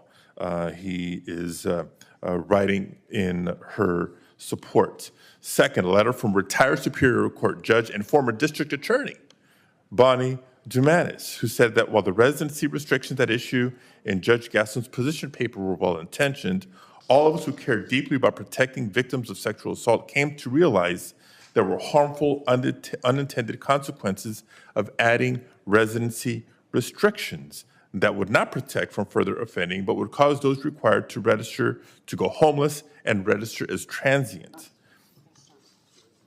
And finally, letter from one of her former colleagues in the district attorney's office, Attorney Phyllis Shess, outlines in his letter of support that the position taken by the paper was not radical, and in fact, California law now provides for individualized residence restrictions rather than exclusion zones as the paper recommended. So I get into this level of detail, Mr. Chair, just to reiterate the point that the paper being referenced is a result of nothing other than a common sense position, advice, recommendation to state officials supported by members of law enforcement, child advocates, and judges. The letters also demonstrate just how very well regarded Judge Gaston is in the Southern California legal community and what an asset she will be on the federal bench. Thank you, Mr. Chair. I'd like to say, in response to the comments made on the Republican side about the other two nominees, the ABA rated Judge Bjelkengren qualified to serve on the district court. As a Washington Superior Court judge, she presided over 130 jury and bench trials. As an assistant attorney general for the Washington Attorney General's office, she tried more than 150 cases. Judge Cruz was rated unanimously well qualified by the American Bar Association. During his 17 years in private practice, he tried 18 cases to verdict, including 15 as sole or chief counsel, 2018 unanimously appointed by the active duty district judges to serve as a magistrate. In his time on the bench, he's already issued more than 1,700 recommendations and orders and has presided over 5 jury trials. These nominees' records as litigators and as judges are the best indicators of their abilities. Our response during the hearing does not negate, one response during the hearing does not negate a lifetime of service. Justice Amy Coney Barrett had trouble with a question. She was asked to name the 5 freedoms in the First Amendment. She could not do that. Yet she was quickly dispatched to the Supreme Court with every Republican voting in favor of her nomination. Senate Republicans clearly did not take that misstep to be an indicator of her abilities. They confirmed her to the highest court in the land. And I might note when she was up for circuit judge, she was asked to list the prominent cases in her legal background. She was given an opportunity to list 10. She listed 3. Since the 1980s, the ABA has rated a total of 22 judicial nominees not qualified to serve as federal judge since 1980. President Trump accounted for 10 of these nominees, 8 of whom were ultimately confirmed with strong support from Senate Republicans. So I just say that when it comes to nominees' trial experience and answering questions, there is not a consistent record on the other side. Mr. Chairman. I'm going to recognize the senator from Texas again, but I ask him to please let us get to a roll call. So I'll say 2 things briefly. Number one, Mr. Chairman, you've just made a very powerful and effective indictment of the ABA and its role in judicial confirmations. You're right, the ABA has been wildly partisan, so they routinely find Republican nominees to be unqualified, even when they have decades of experience and very significant experience. And I got to say, if the ABA tells you that if you don't know what Article 2 of the Constitution is, and you've only tried 7 cases, mostly driver's license revocation cases, you're qualified to be a federal judge, well, then the ABA ought to get out of the business of rating judges. And I'll just ask my colleagues something. Every one of you, answer this question to yourself seriously. If you were interviewing a chief counsel, all of us have chief counsels on this committee. If you're interviewing a law clerk, and the interviewee, if you asked that interviewee, what's Article 2 of the Constitution, and that person said, damned if I know, would you hire him? You all know the answer is no. None of you would hire someone who didn't know what Article 2 was to be a law clerk on your judiciary staff, and yet you're all prepared to rubber stamp this person as an Article III judge. Let me say, secondly, very briefly, I understand why the senator from California wants to distance himself from the record of Judge Gaston, and he suggested that her report was, I think the language he used was common sense recommendations. Well, you know, John Adams famously said facts are stubborn things, so I will point out, I have that report right here in my hand. It is called Position Paper on Sex Offender Residence Restrictions. So it's all about where can sex offenders live? Can they live next to schools? Can they live next to kindergartens? Can they live next to daycares? Yes or no? Judge Gaston helped author it, and the verbatim quotes, quote number one, quote, children are not safer because registered sex offenders are prohibited from residing near schools, parks, daycare centers, and other places where children tend to gather. Quote number two, the conclusions and recommendations, in other words, what they're saying in this report, are that, difficult as it might be, laws that regulate where sex offenders may not live should be repealed or substantially modified in the interest of public safety. Mr. Chairman, I ask unanimous consent that the entire report be entered into the record so that people can read it and see that it says exactly what I'm quoting from. Without objection. And I have to say to my friend from California, if saying sex offenders should be allowed to live next door to daycare centers is common sense, then that's a very different definition of common sense than most people in Texas, and I suspect most people in virtually all of our states. So we have, I've given latitude in speaking to those who wanted to speak to these nominations, and at this point I'm going to call for the vote. Charnel Bjelkegren, nominated to the Eastern District of Washington. The clerk will call the roll. Mrs. Feinstein. I asked to be recorded as voting in person on the three nominees considered earlier, Mr. Chairman. Without objection. Aye now. Mr. Whitehouse. Aye. Ms. Klobuchar.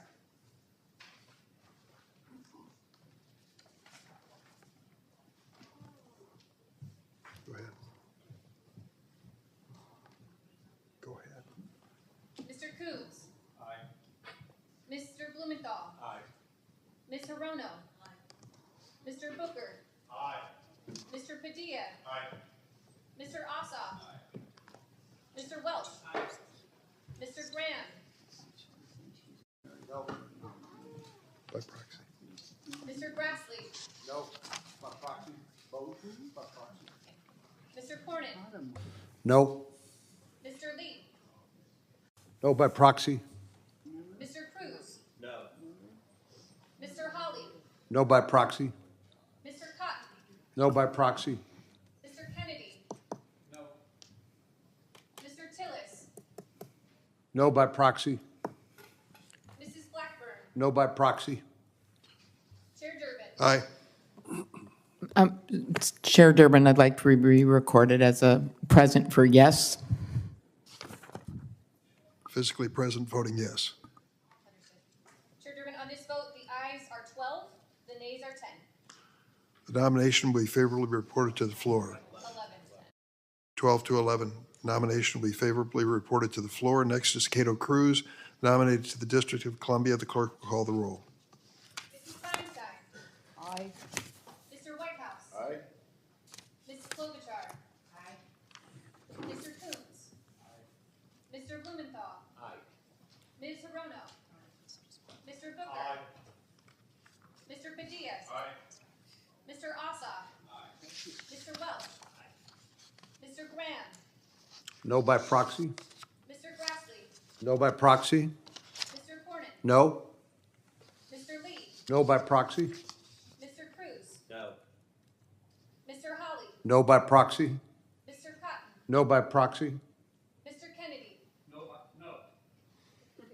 Mr. Tillis. No by proxy. Mrs. Blackburn. No by proxy. Chair Durbin. Aye.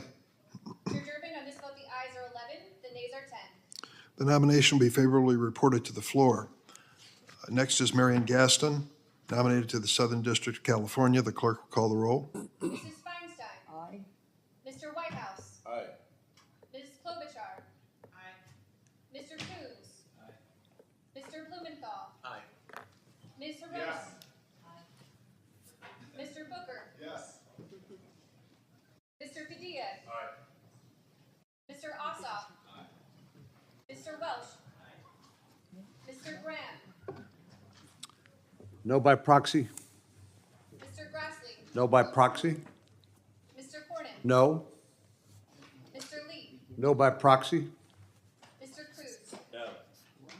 Mr. Holly. No by proxy? Mr. Cotton. No by proxy? Mr. Kennedy. No. Mr. Tillis. No by proxy? Mr. Chairman, I would call up Amendment SIL 23885, SIL 23885. This amendment would simply condemn the racist things that have been said about Justice Clarence Thomas.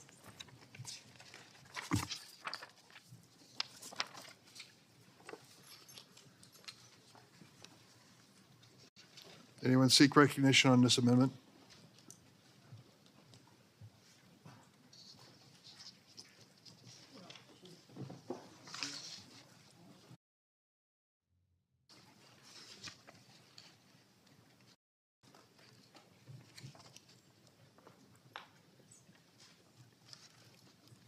Senator Kennedy, is it safe to say that you condemn all racist comments and attacks on all justices? Sure, particularly Justice Clarence Thomas. I think he has been the target of most of it. You would not include the other African-American justices in the court? Includes everybody in the world, but particularly Justice Clarence Thomas, because I think we all know he's been the target of most of it. If the senator would agree to put that into the amendment, I think we could accept it. I'm happy with my amendment. You happy to change it, you say? No, sir. I'm happy with my amendment. I think it's clear. So to be clear, Senator Byrne, you're talking about simply saying that we condemn racism against any justice, but, That's all. he will only put one justice in? That's right.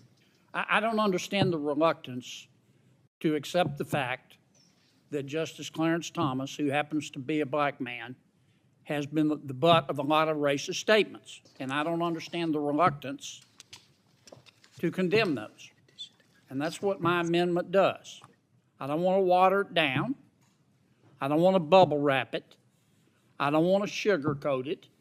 I want it to say, big as Dallas, the United States Senate condemns all these racist things that have been said about Justice Clarence Thomas.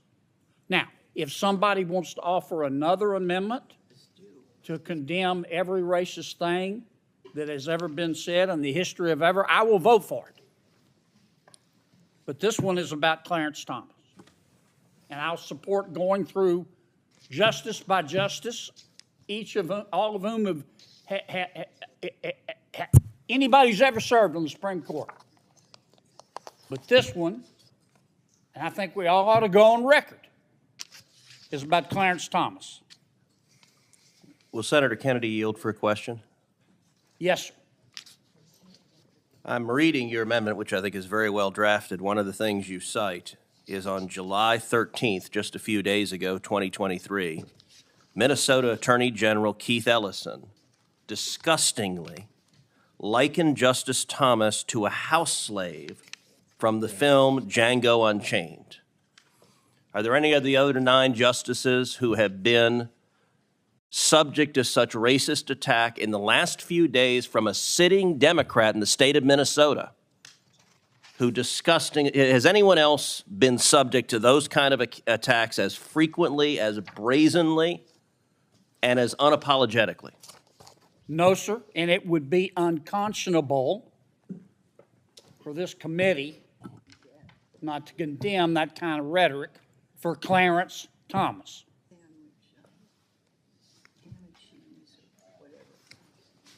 Chairman, despite Senator Graham's view of the breadth of this bill and the debate, I consider this to be not relevant to the matter at hand. And further, it specifically requests the Biden administration to inject itself politically into a law enforcement decision that the Biden administration, I think quite properly, has avoided getting involved with. So I urge my colleagues to vote no. Any further discussion on this amendment? If not, Are you going to offer a second degree then on the? I have some discussion. Senator Kennedy, your amendment. How can you not condemn a statement calling Justice Clarence Thomas a house slave? Come on, folks. That's all this amendment does. I mean, does anybody here support that kind of rhetoric? I don't. I don't think you do. And this kind of rhetoric hasn't been directed toward John Roberts. It hasn't been directed toward Neil Gorsuch. It's been directed toward Clarence Thomas. And it's un-American, it's unconscionable, and I can't believe we wouldn't condemn it. I don't care how many lawyers can dance on the head of a pin. Don't try to pretend that this is some sort of a technical mistake in this amendment. It's not complicated. You don't have to be a senior at Caltech to figure it out. It says all of this stuff about Clarence Thomas, calling him a house slave and other racist, disgusting statements we condemn. Now, you either condemn it or you don't. And that's all this amendment does. If I may respond, I, for one, do condemn that sort of rhetoric, but the senator's amendment does more than that. It calls upon the Biden administration to enforce Section 1507 of Title 18 United States Code to protect Supreme Court justices, including Justice Thomas, in light of flagrant violations of the law designed to intimidate justices. And we've spent a lot of time in this committee trying to make sure that the White House and the political side of the executive branch is kept out of internal Department of Justice law enforcement decisions. And in the light of that, I again ask my colleagues to vote no unless there's a second-degree amendment that clears that problem. Mr. Chairman. I respect my colleague, Senator Whitehouse, and he's better at me counting the number of lawyers that can dance on the head of a pin. But this is a real simple amendment. If you support the racist things that have been said about Clarence Thomas, then vote against this amendment. If you think the things that have been said about Clarence Thomas are racist to the marrow, and you condemn them, then vote for this amendment. Someone else seek recognition. Senator Lee. I support this amendment wholeheartedly, and I find it difficult to understand, number one, how someone could oppose an amendment whose sole purpose is to condemn racist slurs used repeatedly, publicly, and viciously against one Supreme Court justice. Now, yes, other things have been said about other justices. That's true. Other things have been said about other justices on both sides of the aisle. Justice Thomas is unique on the court in that, to my knowledge, he's the only current member of the court who's been attacked racially, even in supposedly polite society. Attacked by television news personalities, using those same racist terms. So I find it difficult to understand why anyone would object to sending that message. Now, as to the second objection, I also find it very difficult to understand why someone would oppose this. Don't do that. We've already established there's nothing objectionable about wanting to weigh in and say those things shouldn't happen, they should be retracted, and they should never occur again. But now we hear an objection based on the additional fact that this amendment calls on the Biden administration to enforce 18 U.S.C. Section 1507. These same verbal attacks invariably culminate in and lead to and encourage and foment through groups like Jane's Revenge the kinds of activities outside of justices' homes that leave them in a physically vulnerable position with their personal safety and security being threatened and violated. There's nothing about this that says exactly what enforcement action has to take place at exactly what location, in what moment. There's nothing in this that doesn't take away a degree of discretion on the part of law enforcement officers. But the truth is, this is not being enforced at the homes of the justices. It isn't, and we know that it's not. We know that decision is deliberate because of the leaked internal memoranda obtained by our colleague, Senator Katie Britt from Alabama, who received them, I believe, from a whistleblower. So we know that they're being instructed not to enforce this at the homes of the justices. I find it almost impossible to understand how someone would object to this amendment, either on that basis or any other. Senator Cruz. Mr. Chairman, two arguments have been proffered against Senator Kennedy's amendment. The first argument is, well, gosh, maybe there have been racist things said against other justices. I will point out objectively the venom and bigotry directed at Clarence Thomas is qualitatively different from any of the other 8 justices. This resolution gives multiple instances of elected Democrats currently in office launching racial epithets with complete impunity. It cites how Representative Benny Thompson of Mississippi, a Democrat member of Congress, called Justice Thomas a, quote, Uncle Tom. It cites how just a week ago, the current sitting Minnesota Attorney General, another Democrat, Keith Ellison, disgustingly likened Justice Thomas to a house slave, and a house slave from the film Django Unchained, a particularly vicious and loathsome character from that movie. If the chairman wishes to point to instances of any elected officials using racial epithets towards any of the other 8 justices, I will happily condemn them. I'm not aware of any. Might there be some lunatic on Twitter who said something? Sure, there are idiots out on Twitter. But these are not fringe characters. This is a senior Democrat in the House of Representatives who refuses to apologize. And this is the current Attorney General in the state of Minnesota. And so everyone should understand, look, I expect a party line vote on this. I expect all the Democrats to say no. But understand, everyone watching this will interpret that quite rightly to say, you agree these kinds of racial insults at Justice Thomas are perfectly acceptable. Justice Kennedy said he assumed the Democrats denounced these statements. I have to say, I haven't heard any members of this committee denounce what Keith Ellison said. I haven't heard anyone call on Keith Ellison to retract and apologize. The Democrat Attorney General in Minnesota, I haven't heard a word about that. The second argument given was the argument given by Senator Whitehouse, and he says, well, the part that is offensive of this is it calls on the Department of Justice to enforce the law. Just stop and repeat that to yourself again. So it is now the position of Democrats that it is unacceptable to ask the Department of Justice to enforce the law.